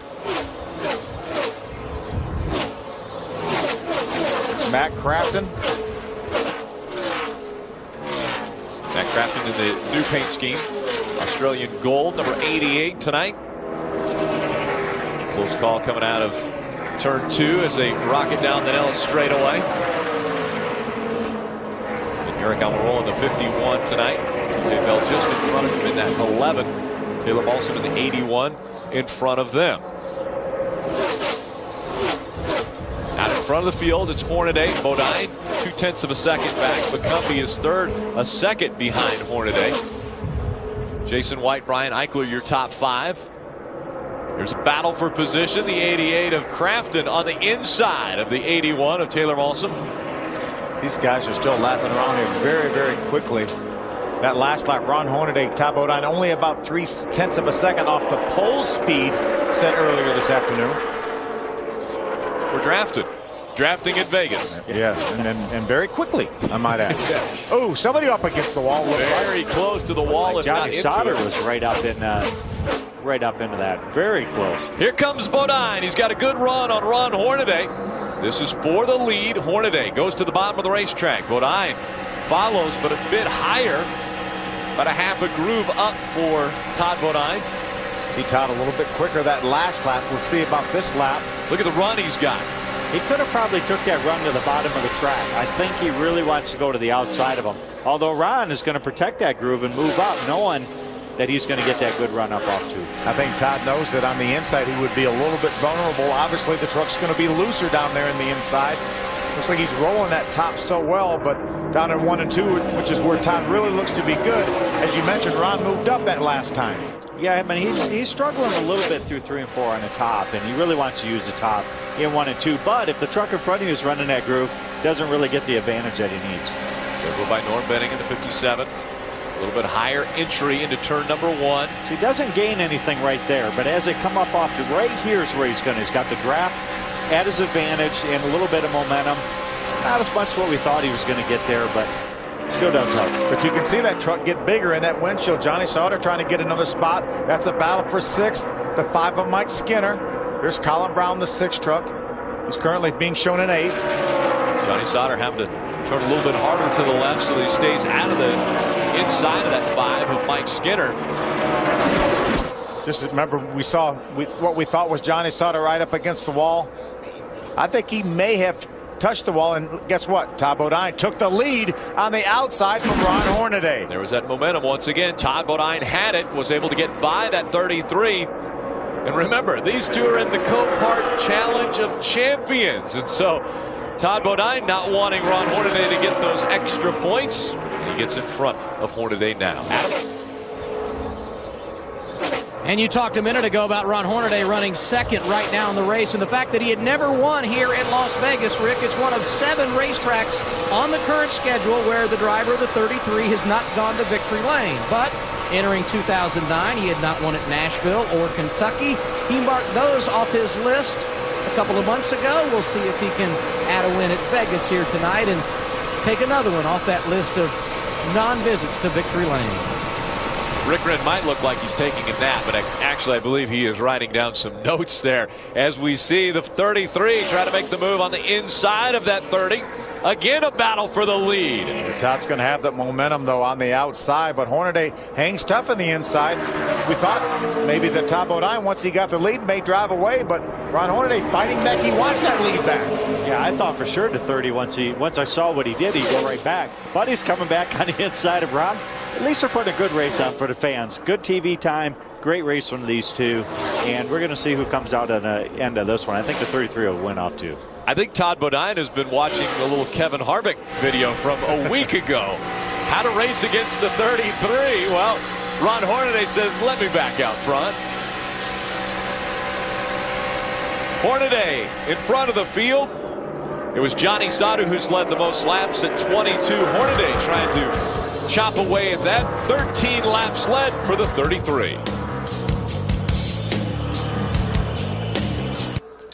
Barrett Jackson returns to speed live from Sin City. Everything from classic muscle to exotic European sports cars will be auctioned.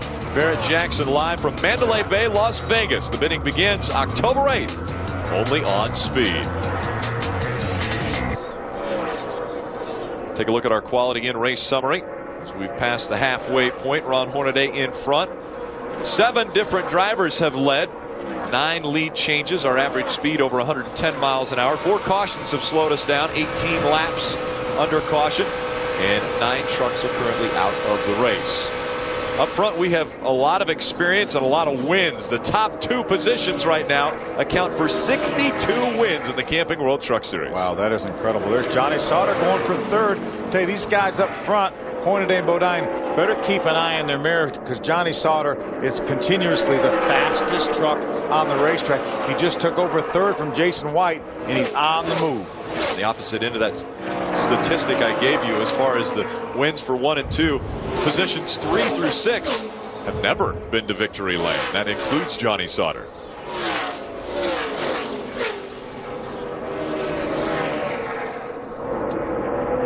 Comes the 5 of Mike Skinner. He's been to victory lane a few times. As a matter of fact, twice here.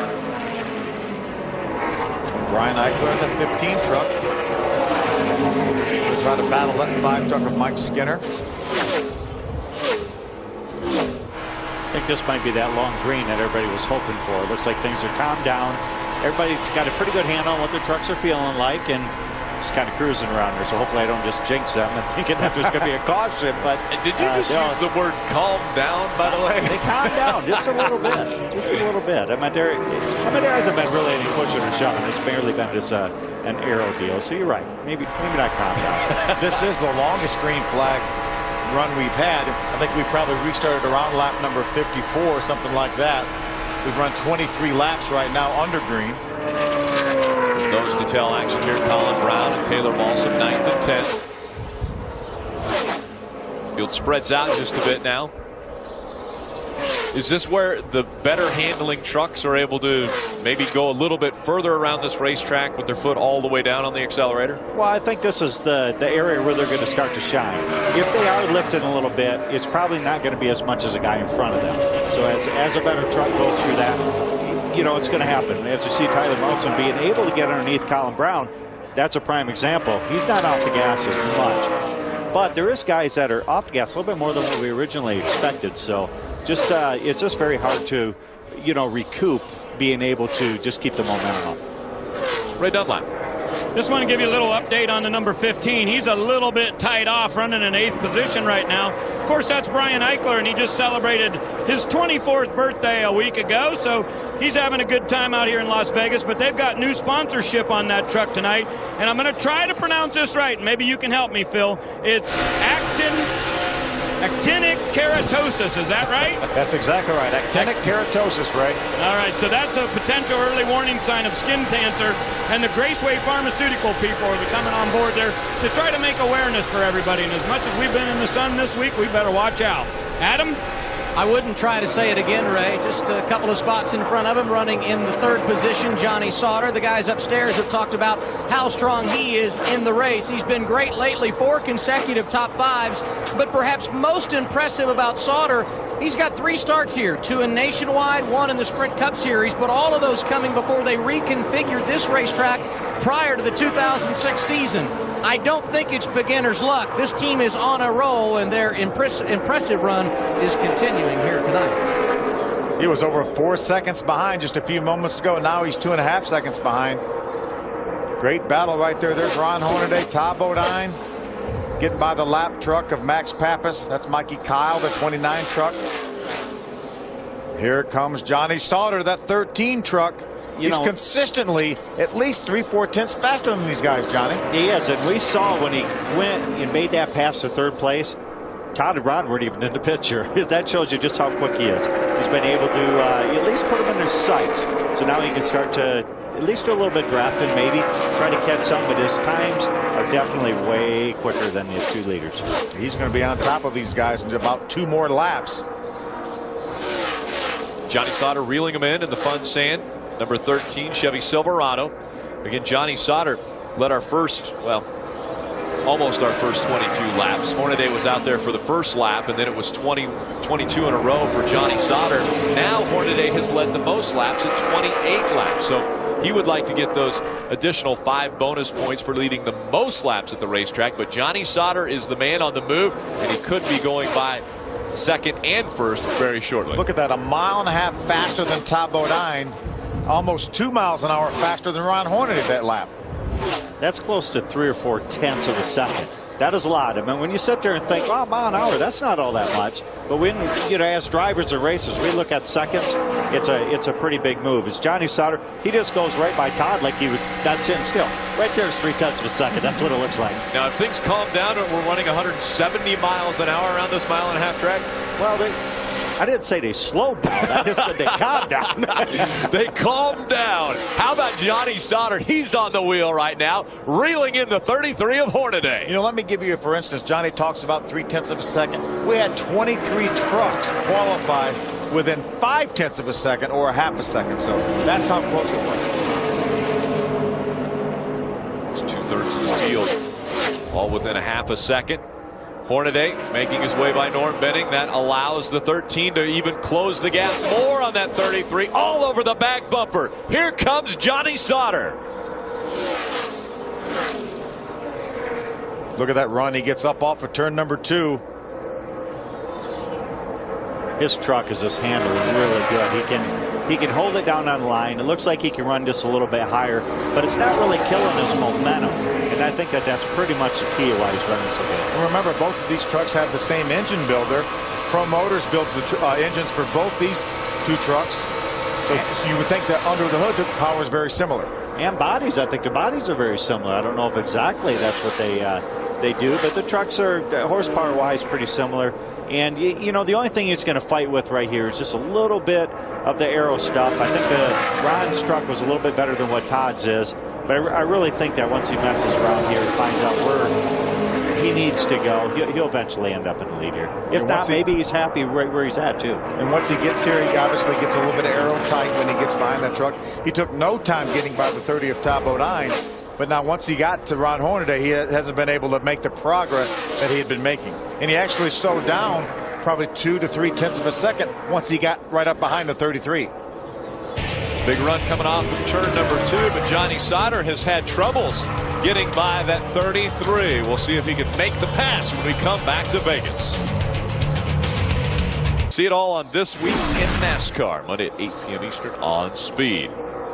Our new leader, Johnny Sauter, in that Fun Sand Chevy Silverado in front of the 33 of Hornaday. This is how he took the lead away from Hornaday. Johnny went to the high side in 1 and 2, had a run coming off 2. Ron moved up the racetrack a little bit. Johnny said, okay, I've got momentum. I'm just going to drive by you on the inside. Yeah, I think he probably thought that Ron was going to move up a little quicker. Another look. Sauter working the bottom of the racetrack, able to clear the 33. So he has taken over that top spot. Let's do a top 10 drop back of our field in the Camping World Truck Series. We begin with Adam Alexander. Johnny Sauter feeling good out front, but they didn't take much time to celebrate once he got around Ron Hornaday for the top spot. Immediately, Joe Shear, the crew chief, came on the radio, said, keep doing what you're doing. Lap 106 is what we're looking at approximately for a green flag pit stop, and that not too many away. In fact, it's about 12 from right now. Just behind him, Ron Hornaday has been very quiet on the radio. He is satisfied with his race truck. We talked about the fact that he's never won at Las Vegas, but we shouldn't be shocked that he's running in the top 5. In 8 starts at this facility, 5 times he has finished in the top 5. And perhaps some news for Todd Bodine. He wants a caution or he wants a green flag pit stop. The reason why? He complained of a vibration about 10 laps ago. We'll see if anything materializes between now and when he has an opportunity to get on pit road. Ray? You know, earlier in this year, Jason White came out to Las Vegas to go to the World Series of Poker. He placed 360th in that event. I asked him if he's won any money this week. He said, nope, trying to save all my luck for Saturday night. And his luck's holding pretty good as the Grunbroker.com truck continues to roll right there in the top 5 as we move. He and Matt Crafton having a good battle there on the racetrack. Crafton saying he's saving his stuff a little bit for later on. He knows we've got one more pit stop coming to make a little bit of an adjustment. Now for Mike Skinner, he came into this race 29 points behind the 88, so he knows that he needs to get ahead of Crafton to gain some points, but Skinner's truck is getting loose and looser through the run, so they'll make an air pressure adjustment and also a track bar change on this next round of pit stops. Brian Eichler in that number 15 continues to run in 7th. And remember, guys, he had earlier damage in this race tonight. They made nice patch-ups on that, and his crew chief, Doug George, has made some good adjustments to get Eichler back in the top 10. Adam? And much like Eichler, the driver running right behind him, Taylor Malsom, has had plenty of highs and lows in this his rookie campaign in the Camping World Truck Series. 2 weeks ago in St. Louis, he finished in the top 5, the best of his career. Last week, they couldn't find the handle. He struggled at New Hampshire. And early tonight, he spun out the race truck. But one thing he has learned is always to battle back. Malsom has done that very nicely, and here he is back inside the top 10 with less than 50 to go. Ray? And Adam, it was just 2 or 3 laps ago when Taylor went by the 07 of Chad McCumbee. Of course, he has Garmin and a GPS store on for sponsorship tonight. I asked him in the garage earlier today if he knows what he's doing next year. He said, Ray, I don't know what I'm doing tomorrow. So Chad McCumbee having a great night being in the top 10 here at Las Vegas. Let's round out the top 10 with Adam and Timothy Peters. And you have got to admire the consistency of Peters and his crew chief Chad Kendrick since they made the move to Red Horse Racing. Prior to last week at New Hampshire, this team had rattled off 5 consecutive top 10 finishes. Their confidence over the top, but they struggled in qualifying earlier today. 24th is where they started this race. They did a nice job utilizing pit strategy in the early going, and here they are in position to make a play on another top 10 as we close in on the finish at Las Vegas. Rick? Great job, guys. Thank you very much for getting us through the top 10. Out front, Johnny Sauter has a half-second lead over Ron Hornaday. Todd Bodine running in the 3rd spot. Crafton 4th, and Jason White, your top 5. Welcome back to the Las Vegas 350. Las Vegas Motor Speedway. It is Johnny Sauter with almost a 2-second lead over Ron Hornaday. He continues to impress at this 1.5-mile racetrack, looking for his first win in the Camping World Truck Series. Remember, we're getting inside just pit stops anytime now. Last week in Loudon, Johnny Sauter had one of the best, if not the best, race trucks there and ran out of fuel. Fought back to a 5th place finish, but was hoping for a whole lot more. I'm pretty sure they're not going to run out of fuel today. But, you know, you're going to make sure you come in a lap early or something like that. Make sure that doesn't happen again, because that's a big, big blow for sure. Another huge run for the 30 of Todd Bodine, Adam Alexander. It has been a good run for Todd Bodine, and Johnny Sauter enjoying a nice run as well. And just to add on what the fellows just mentioned as far as fuel mileage, the 2 teams have been communicating at Thorsport. I'm talking about the 13 of Johnny Sauter and the 88 of Matt Crafton. Johnny Sauter came on the radio and said, when's the 88 pitting? And they said lap 112. He said, when are we pitting? They said lap 110. No doubt they want insurance with a race truck as good as what Sauter has tonight. And the good news is that's going to get these guys in their window to have enough fuel to get to the end. I'm sure we'll see everybody come down, make green flag pit stops, put fuel in it, and then if the caution comes out, then we may see some strategy. Then we may see some guys come in, put 2 tires on, or 4 tires, or maybe even stay out. I think right now all you're going to do is see fuel. They do not want to put tires on. These tires look like they're running good. The speeds are excellent. I mean, real fast, not falling off that much. So give me just fuel only for sure. Johnny Sauter on the racetrack has a 3.2-second lead over Ron Hornaday. He continues to dig around this track. Todd Bodine trying to make a pass. Going by that 14. We saw Crawford was running so well earlier in this race. Now he is a lap down, running 14th. Taylor Balsam still trying to hang on to a top 10 finish. He's on pit road now. Lap 51, he got fuel only. It will be fuel here as well under green. The stop from Alsam comes at lap 109. They will not have to stop again. They wipe off the grill. They are filling it up with fuel, making sure all the fenders are where they need to be. A pull-off off the windshield for this Rookie of the Year contender, and he will pull away, the first to come down in this green flag cycle. Well, here we are completing 110 laps. Johnny Sauter still on the racetrack. Mikey Kyle. Grease Lightning Chevrolet, owned by Brad Keselowski. On pit road, they're topping it off with fuel, and back out onto the racetrack he will go. It's just a matter of time. When will Johnny Sauter be on pit road? You see the race off with Chad McCumbee to the outside of Mikey Kyle. And we're hearing that NASCAR is going to tag the 07 too fast entering pit road. So he will have to come all the way back down on pit road. Here comes your race leader, Johnny Sauter, onto pit road. And this is exactly what they planned, Rick. Lap 110. They had early talked about 106 after conferring with their teammate, Matt Crafton, and his crew chief, Bud Haefele. They felt like 110 was the number. They have made few adjustments for Johnny Sauter all night long. Joe Shear, the crew chief, said, we're going to put 2 cans in. Make sure you hit your marks. And the crew goes to work. They're going to pull a tear off. They are going to wipe the grill. And now the second can of fuel is going in. TJ Bell and Colin Brown also coming down pit road. Right side of your screen, Rick Crawford getting fuel as well. These stops at lap 111 now. Colin mentioned, came by. He will pull into his pit stall at lap 111. He's been running in the top 10 throughout the night. A solid effort for this bunch who's trying for yet another top 10 finish. They've already find themselves in the top 5 in points. And now point leader Ron Hornaday on pit road. His stop coming at lap 112. Ron Hornaday feels good about the race truck. No adjustments, 2 cans of fuel, and they, like so many others, will pull a tear off the windshield and make sure the grill is clean, Ray.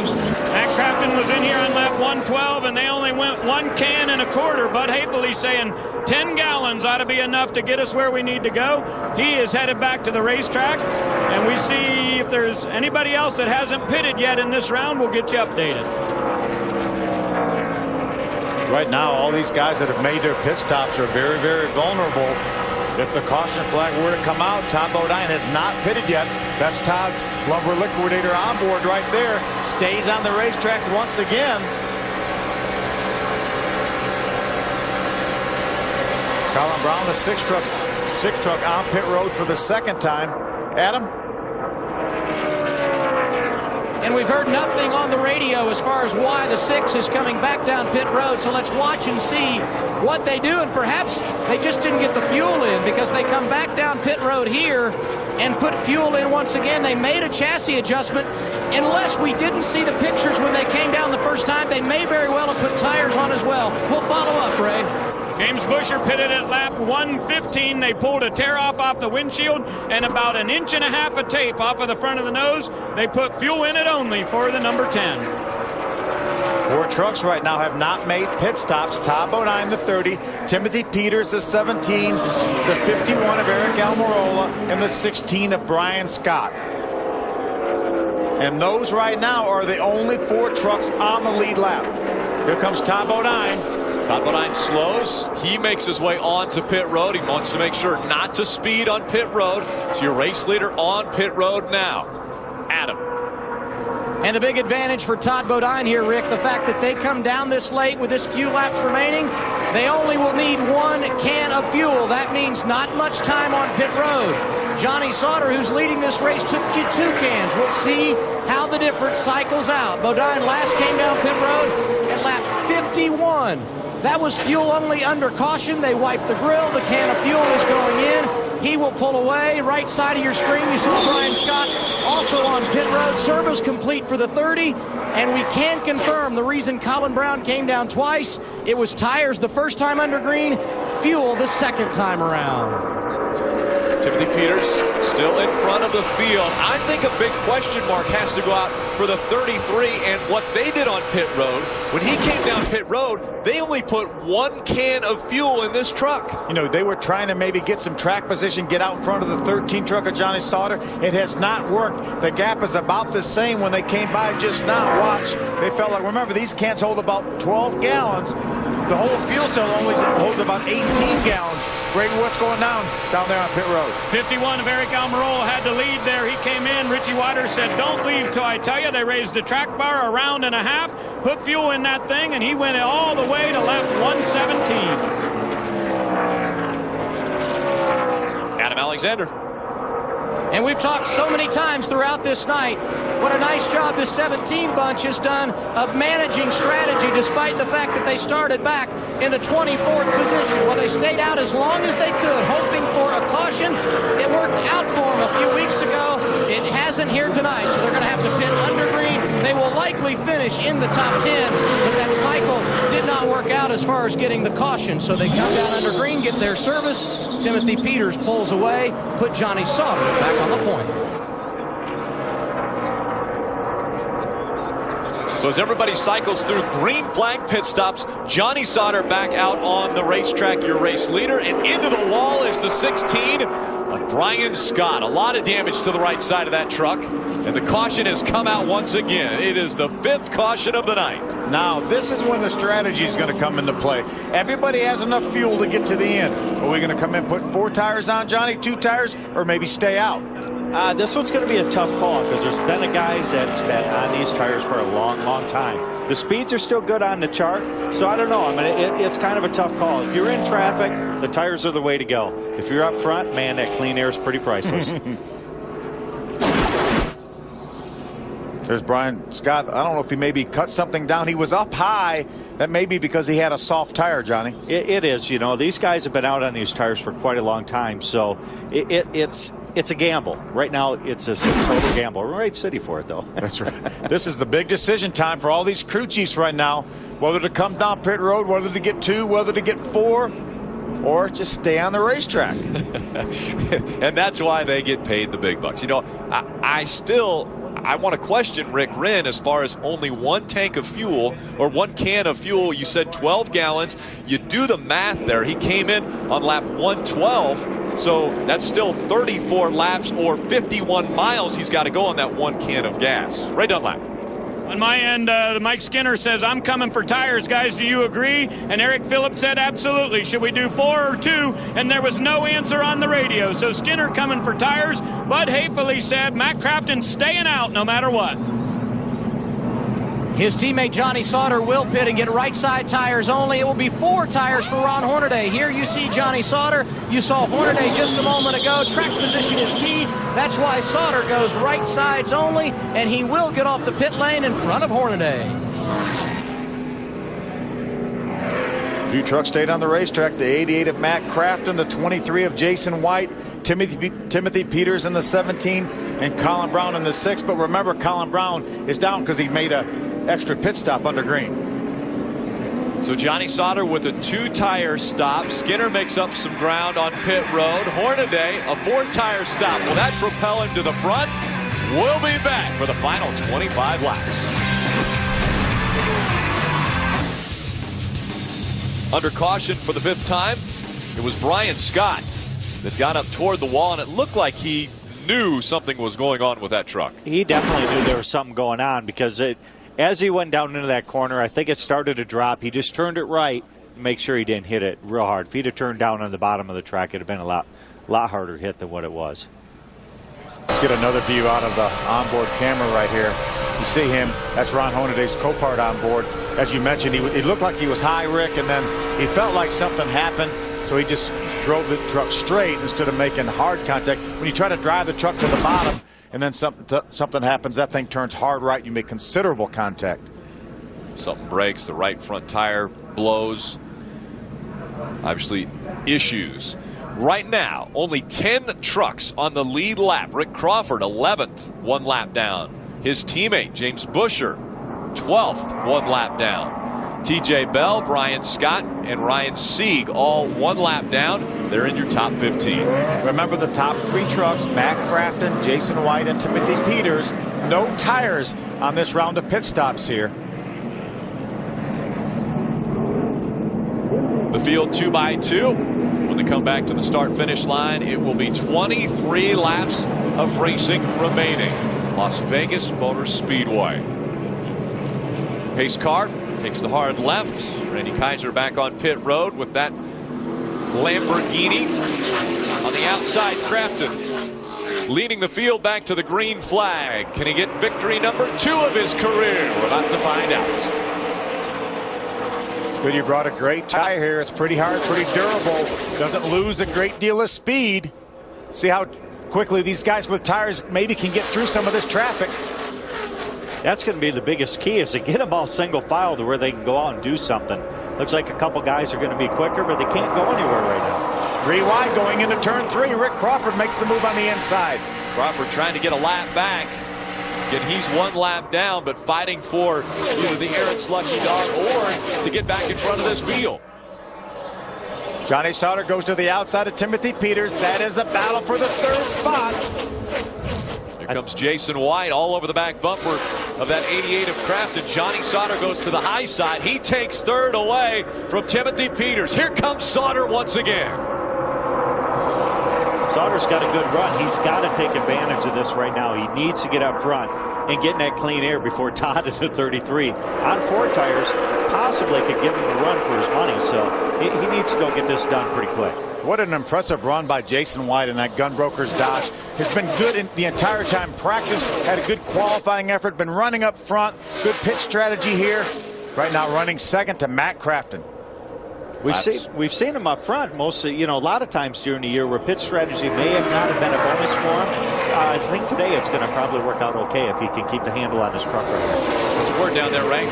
I just want to let you know the Gunbroker team, of course, names all their chassis, different trucks, by different gun slogans. And normally when Jason is having a really good run, he drives a truck they call Bullet. That has been their #1 favorite, and we've got a spinner coming off of turn number 4. The 73 hops through the grass, but I think we could stay under green here. He gets back to the racetrack, and slow spin. He goes. Nobody else on the front stretch right now, so I think we'll stay under green, guys. But real quickly, to add to that, the thing about Jason White's truck tonight, not Bullet, the one they usually have so many good runs in. This is called 50 caliber. And as Sauter goes by, Jason White will give up second place. Adam? And Todd Bodine not exactly pedaling through the field like you would have expected after that restart. He got 4 tires when he pitted, but Ray just came on the radio and said, way too tight. That's not good on a short run. 19 laps to go, and Bodine not going to the front like we thought. Hey, guys, the top 3 trucks right now, Matt Crafton, Johnny Sauter, Jason White, all just ran their fastest lap of the entire race. That's qualified speed right there. I mean, that's faster than the pole. Faster than the pole they ran there. And that's something that we've seen at this track. Late in the night, tires, cool weather, if we can think of a 90 degrees of cool weather. But definitely cooler track temperatures anyway. You know, that's pretty common to see pretty quick speeds at the end of this race. Again, Ron Hornaday on pit road. He changed 4 tires. Will it work for him? Battle for the lead. It's Thor Sport running 1 and 2 on the racetrack. Crafton right in front of that strong truck driven by Johnny Sauter. Remember, Johnny Sauter got 2 tires on this last caution flag. Matt Crafton elected to stay on the racetrack. Johnny's chased him down, moves to the outside. Around the outside he goes. He takes the lead back. Sauter back in front here going down the Nellis straightaway. 17 laps to go right now. Johnny Sauter looking for victory #1 in the Camping World Truck Series. I think there was only 3 or 4 laps to go. He would have stayed there. But I think with 17 to go, he's going to have to go. You think he would have stayed there? I wouldn't have. I'm just saying. You know Johnny Sauter, too. Yeah, I do. Timothy Peters again staying out on the racetrack at least for the second round of pit stops. When they came back down for tires, he stayed out. Didn't think they needed him. So he is now working on trying to stay in the top 5. He's got Todd Bodine all over his back bumper now. Well, I don't know that it's a situation that he didn't think he needed him. If their strategy was best played of not getting him, he would love to have 4 tires. Any driver anytime is going to want fresh tires. Well, I think this is a good move for them to stay out. I do too. Because there's not a whole lot of time. We see some of the other guys staying up front. Yeah, he may lose a position or 2, but he's 4 or 5 ahead of where he would have been had he pitted. And he pulls away from that Lumber Liquidators number 30 of Todd Bodine. A good run for Timothy Peters. And remember, Ron Hornaday got 4 tires as well as Todd Bodine, and they really haven't made the progress like you talked about. 5th and 6th so far only for Todd Bodine and Ron Hornaday. And the laps are winding down. 15 to go. 14 now. 14 remaining. Johnny Sauter in front of his teammate, Matt Crafton. They're running 1 and 2. Jason White with an impressive run in 3rd. Timothy Peters, Todd Bodine, your top 5. Todd's doing all he can do to try to get by Timothy Peters. Timothy's taking that Strutmasters Toyota, doing a nice job with it. Looks to trying to continue his hot streak this summer. I guess it's technically not summer anymore. We're into the fall. Past the autumnal equinox. Easy for me to say. Adam Alexander. Johnny Sauter continues to lead this race. In fact, what a great night for Thor Sport Racing. 1-2 with teammate Matt Crafton right behind the 13 of Johnny Sauter. Let's go back about a month and a half. And remember when we were at the Chicagoland Speedway? The guy you see left of your screen, Joe Shear Jr., had taken over crew chief duties for Johnny Sauter. A one-day show, both the ARCA REMAX Series and the Truck Series running on that Friday. Joe crew chiefed in both series, leading Johnny to a top 5 finish. They haven't been out of the top 5 since. This team feels momentum. They have really gotten in the game as far as setup on their trucks. And tonight they're going to try and do the one thing they haven't done in the last 5 weeks, and that's celebrate the night in Victory Lane. I know the last thing he wants right now is a caution flag. He's got a little bit over a 1-second lead over his teammate Matt Crafton. We saw Todd Bodine make the pass on Timothy Peters, so he took that 4th spot away from Peters. Could it be a 3rd name to add to the list of first career wins in the Camping World Truck Series taking place at this racetrack? David Starr in 2002, Meal in 2004. I was down in the garage area talking to Mark Smith, who builds the engines for this truck, as well as Ron Hornaday's, as well as Matt Crafton's. And I said, I'll tell you, Johnny may not win this race, but I think with only 6 races to go, counting this race, that he will get a win before the season ends, and it might just be tonight. I think it's looking good anyways. I mean, he was good in practice, top of the sheet, quickest as far as an overall time. His truck was very, very good, and I'll be sitting in really, really good shape now, and kind of just pulling away, running laps faster in the pole. So I think he's all right. 1.7 seconds between he and Crafton. Very tight racing here just a bit back. Taylor Balsam in the 81. Colin Brown in that 6. Taylor Balsam still on the lead lap. He's running 10. There's Ryan Sieg. I tell you, that young man continues to impress. Always battling around the top 15 right now, running in the 14th spot, 1 lap down. Again, only 10 trucks on the lead lap. As we're inside of 9 laps to go. We'll be looking at 8 to go when Sauter crosses the start-finish line. The odds makers here in Las Vegas said 12-1 that Johnny Sauter would go to victory lane. Well, I think Johnny Sauter wants to improve those odds, as he has just 8 laps to go before he gets his first win in the Camping World Truck Series. Again, great run by Jason White. He's got Todd Bodine now trying to chase him down, but I think Jason should be able to hold on for a good, strong top 5 finish, if not better than that. 3rd place at Dover, I believe this year was his career best, and he looks to equal that right now.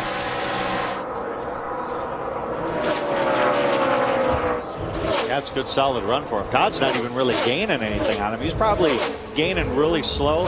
You see Ron Hornaday trying to work on Timothy Peters here, trying to do the best that he can to get by them, get every spot that you can get. Actually 4th at Dover was Jason White's career best, so he's looking to improve on that and try to maybe come away from here with a 3rd place finish. I know they've got one of the execs from Gunbroker here with them tonight, yeah, so an Steve's impressive here. Performance with the boss in the stands tonight for that Gunbroker.com team. Jason White coming down on 5 laps to go here for Johnny Sauter. We're riding along with Ron Hornaday, Copart.com. Ryan Sieg slowed on the racetrack. We were talking about him having a little better run. I wonder if that may be a running out of fuel issue. Potentially. The 39 on the inside of the racetrack, trying to keep his momentum up. He's not in the groove, so we still are seeing the green flag displayed. Johnny Sauter wants it to stay green the remainder of this race. We see Sieg come way up back out on the racetrack now. Looks like he might be back up to speed. Sure does. Maybe he had an ignition problem. Dropped down on the apron, flipped to another ignition box, and appears to be back up at least to some semblance of speed. Johnny Sauter right now going to be 4 laps to go for Johnny. 4 to go for Johnny Sauter. That Fun Sand Chevy Silverado. Crafton running 2nd. Almost 2 seconds back. Then it's Jason White, 3.5 seconds behind our race leader. Todd Bodine is 4th. Timothy Peters is in the 5th position. Hornaday again getting fresh tires, 4 fresh tires. He's been able to get up to 6th, but that's it for Hornaday. I think the great thing with Johnny is there's not a whole lot in front of him. He's got a lot of space, a lot of time to just hit his marks. Nobody really pressuring him from behind. He can take his time from this point in time. 3 laps is a long time, but yeah, sure is. Doing good. If he could just get to the white flag, Johnny, then he knows that the caution flag would not precipitate a green-white checker. So coming down on 2 laps to go, I know he wants to get back quick to the start-finish line in about 31 seconds. 3 miles remain for Johnny Sauter. How about 1-2 team finishes? Right now it's ThorSport running 1 and 2. Position Roush Fenway dominating this category with 11 first and second finishes.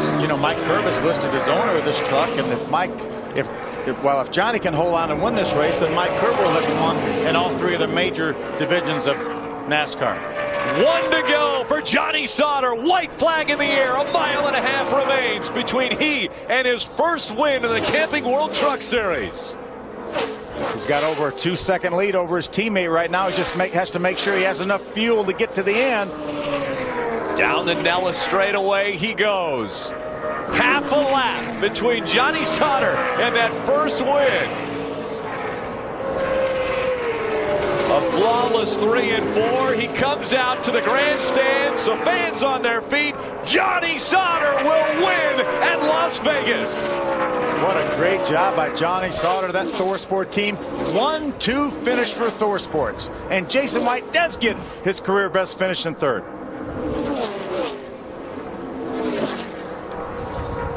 Impressive run for Thor Sport. Johnny Sauter claiming his first ever win in his 31st start in the Camping World Truck Series. How about that? I'll tell you, this team, from the time Joe Shear Jr. came aboard, has been on fire. Looked awfully good last week, ran out of fuel, took a potential win maybe out from under them, but they got her tonight. Let's hear from that winning crew chief. He's with Adam Alexander. It's going to be a while before we can get the smile off of the face of crew chief Joe Shear Jr. And you can only imagine the emotion in Johnny Sauter's voice when he crossed the start-finish line and celebrated victory. How nice is this for you, taking over? For putting me in this spot, and it's just awesome. Joe Shear Jr. set to go celebrate with his driver. It's been quite a run, and tonight they got the finish they've been waiting for. And an impressive run for Thor Sport. Thor Sport, that's their 3rd win in the Camping World Truck Series. Terry Cook got them a win, Matt Crafton a year ago, and now Johnny Sauter heads to victory lane. We'll hear from him next. Johnny Sauter smiles on his face, the victor in the Las Vegas 350. Let's hear from him. He's with Adam Alexander. And Johnny Sauter has not had the opportunity to do this in a while. Climb out a vehicle and celebrate a win in one of NASCAR's top 3 series, and he goes to the first place, the crew, to help congratulate and celebrate this win. Joe Shear Jr., a little bit of a hug to crew chief. It has been a while, rather, before you have had an opportunity to celebrate victory, so how special is it to be back, Johnny? Unbelievable, man. First and foremost, I want to thank the good Lord. I've been praying hard a lot lately to try and get back into victory lane. This is a big deal for me. Can't say enough about Joe Shear, all these guys. Duke, Rhonda, Thorson, thank you so much for this opportunity. Last year, this time, I was doing starting parks in the Nationwide Series. So to get this opportunity to race full-time, fun sand, curb records, Chevrolet, Goodyear tires were phenomenal. This truck was unbelievable. Thank all these fans. Unbelievable. This place is awesome. This is unbelievable, man. I can't believe it. When you announced in the offseason you were coming to the Truck Series full-time, I think the expectations were really high because of all of your experience. The first part of this season, a little rocky. Talk about the turnaround and how good it feels to be so competitive week in and week out. Well, I'll tell you what, this last 2 months has just been unbelievable, man. I felt like we had the truck to beat last week and ran out of fuel, our mistake. And I can't believe we won this race. Unbelievable. Chevrolet was awesome. Wow. I think I made enough money tonight. I might go buy me a new Camaro or something. But, we did have some tough luck there at the beginning of the year, but these guys rallied hard. And unbelievable. I don't even know what to say. This is awesome. Believe it. It's real. Congratulations. Thank you very much, man. Thank you. Johnny Sauter in victory lane and a solid run for his teammate tonight as well, Ray. Adam, I'm not sure if you were counting, but that was 9 unbelievables for Johnny Sauter. And how unbelievable is it for a 1-2 finish for you guys? I mean, it's awesome. I thank Thor Sport, and they brought 2 awesome trucks to the racetrack. That truck was unbelievable. That's 11. That thing was really good. I mean, our truck was good all night, and we were just a little bit off. We needed track position, and I mean, that's what we just had to roll the dice right there at the end and try to take no tires and see if we could get out. But it's just, for some reason, it just didn't want to lead like Johnny's did. I mean, that thing is a rocket ship. I congratulate Johnny Sauter and that whole group, but I got to thank Australian Gold and Chevrolet Silverado, and she wasn't too bad. I guess it's decent points tonight, so let's go on to the next one. All right, he finishes 4 spots ahead of Hornaday. The point should be about 197, guys. About is right on the money. 197 the difference between Hornaday and Crafton. That means Hornaday lost 20 points. Woody's coming in with 217. How about Timothy Peters? Moves up to the 9th spot and into the top 10. We'll be back to wrap up the Camping World Truck Series Las Vegas 350 here at Las Vegas Motor Speedway. Moment. Todd Bodine's name pops into my head. Yeah, he had a couple of awfully close calls. There's one right there with Brian Scott. Got real loose. Watch all those trucks go by. Lost all his momentum, but finally saved that truck. And then this one here, it comes up, just barely gets into Jason White, almost lost it again. Very easy to lose it at that part of the racetrack. Stay in the game with Just for Men hair color. Todd Bodine finishing 4th tonight. He's standing by with Ray Dunlap. Actually, we're sitting by, but I'll give him an attaboy a couple times today. And after 3 subpar weeks, how good does it feel to get a top 5 tonight? It feels fantastic. Nothing fell off. We didn't get flat tires. We didn't get run into. So it was a good night for the Lumber Liquidators Tundra. You know, it's been tough. It's been probably the worst year of my career. And our performance hasn't been bad. We just had terrible luck. So, you know, come out of here with a 4th after a couple spins that didn't happen. I mean, they were close, but we're pretty happy. You know, Lumber Liquidators came on board for these few races, and you know they're running a special right now. llfloors.com. Check it out. Get a good deal on hardwood floor. All right, good run for Todd Bodine. He had some great racing side by side with Jason White, who got his career best finish, and he's with Adam. Indeed the case, Ray. And we talked before the race tonight about the fact you had your career best qualifying run. No one really cares about that, but this is pretty cool, huh? Man, I tell you what, the Gunbroker team, oh, man, they are just awesome today. I mean, Doug Howe, we were doing so much with so little. I mean, Joey Ayrton's giving us awesome engines. Kevin Harvick, thanks for the truck, man. And it's just an awesome run to run with side by side with Bodine there. Man, they just had a great truck tonight, and we're excited. We're excited about it. Well deserved. Congratulations. Hey, thanks, guys. And it was an awesome crowd tonight, and a good race for the fans. See you guys next week. A great race. And how about Johnny Sauter going to victory lane and moving into the top 5 in the point standings? Now a great battle to stay in the top 5 between he and Todd Bodine. Yeah, that battle may go down to the end of the season here with 5 races to go, but terrific job. That team has been on a roll, and they finally put it together here tonight. How does Johnny Sauter keep the momentum up now when we have about a 3-week break? The races that he's run the last 5-6 races have been all great. I think he'll be fine with keeping that momentum. Having Joe Sear Jr. there, you saw the awesome job that they've done the last couple of weeks. A win this week. I think it'll keep going. Johnny Benson, thank you so much for joining us here in the booth and helping us call the races. Actually, we hope the next time we see you, it's behind the wheel of one of these Camping World trucks. Johnny Sauter, victory lane in Vegas. After all the excitement of the past few weeks, it's time for a vacation. Catch your breath now, because when we come back, it's an all-out 5-week fight to the finish. Don't miss a second of the action, starting with short track racing from Martinsville on October 24th, only on Speed. Be there.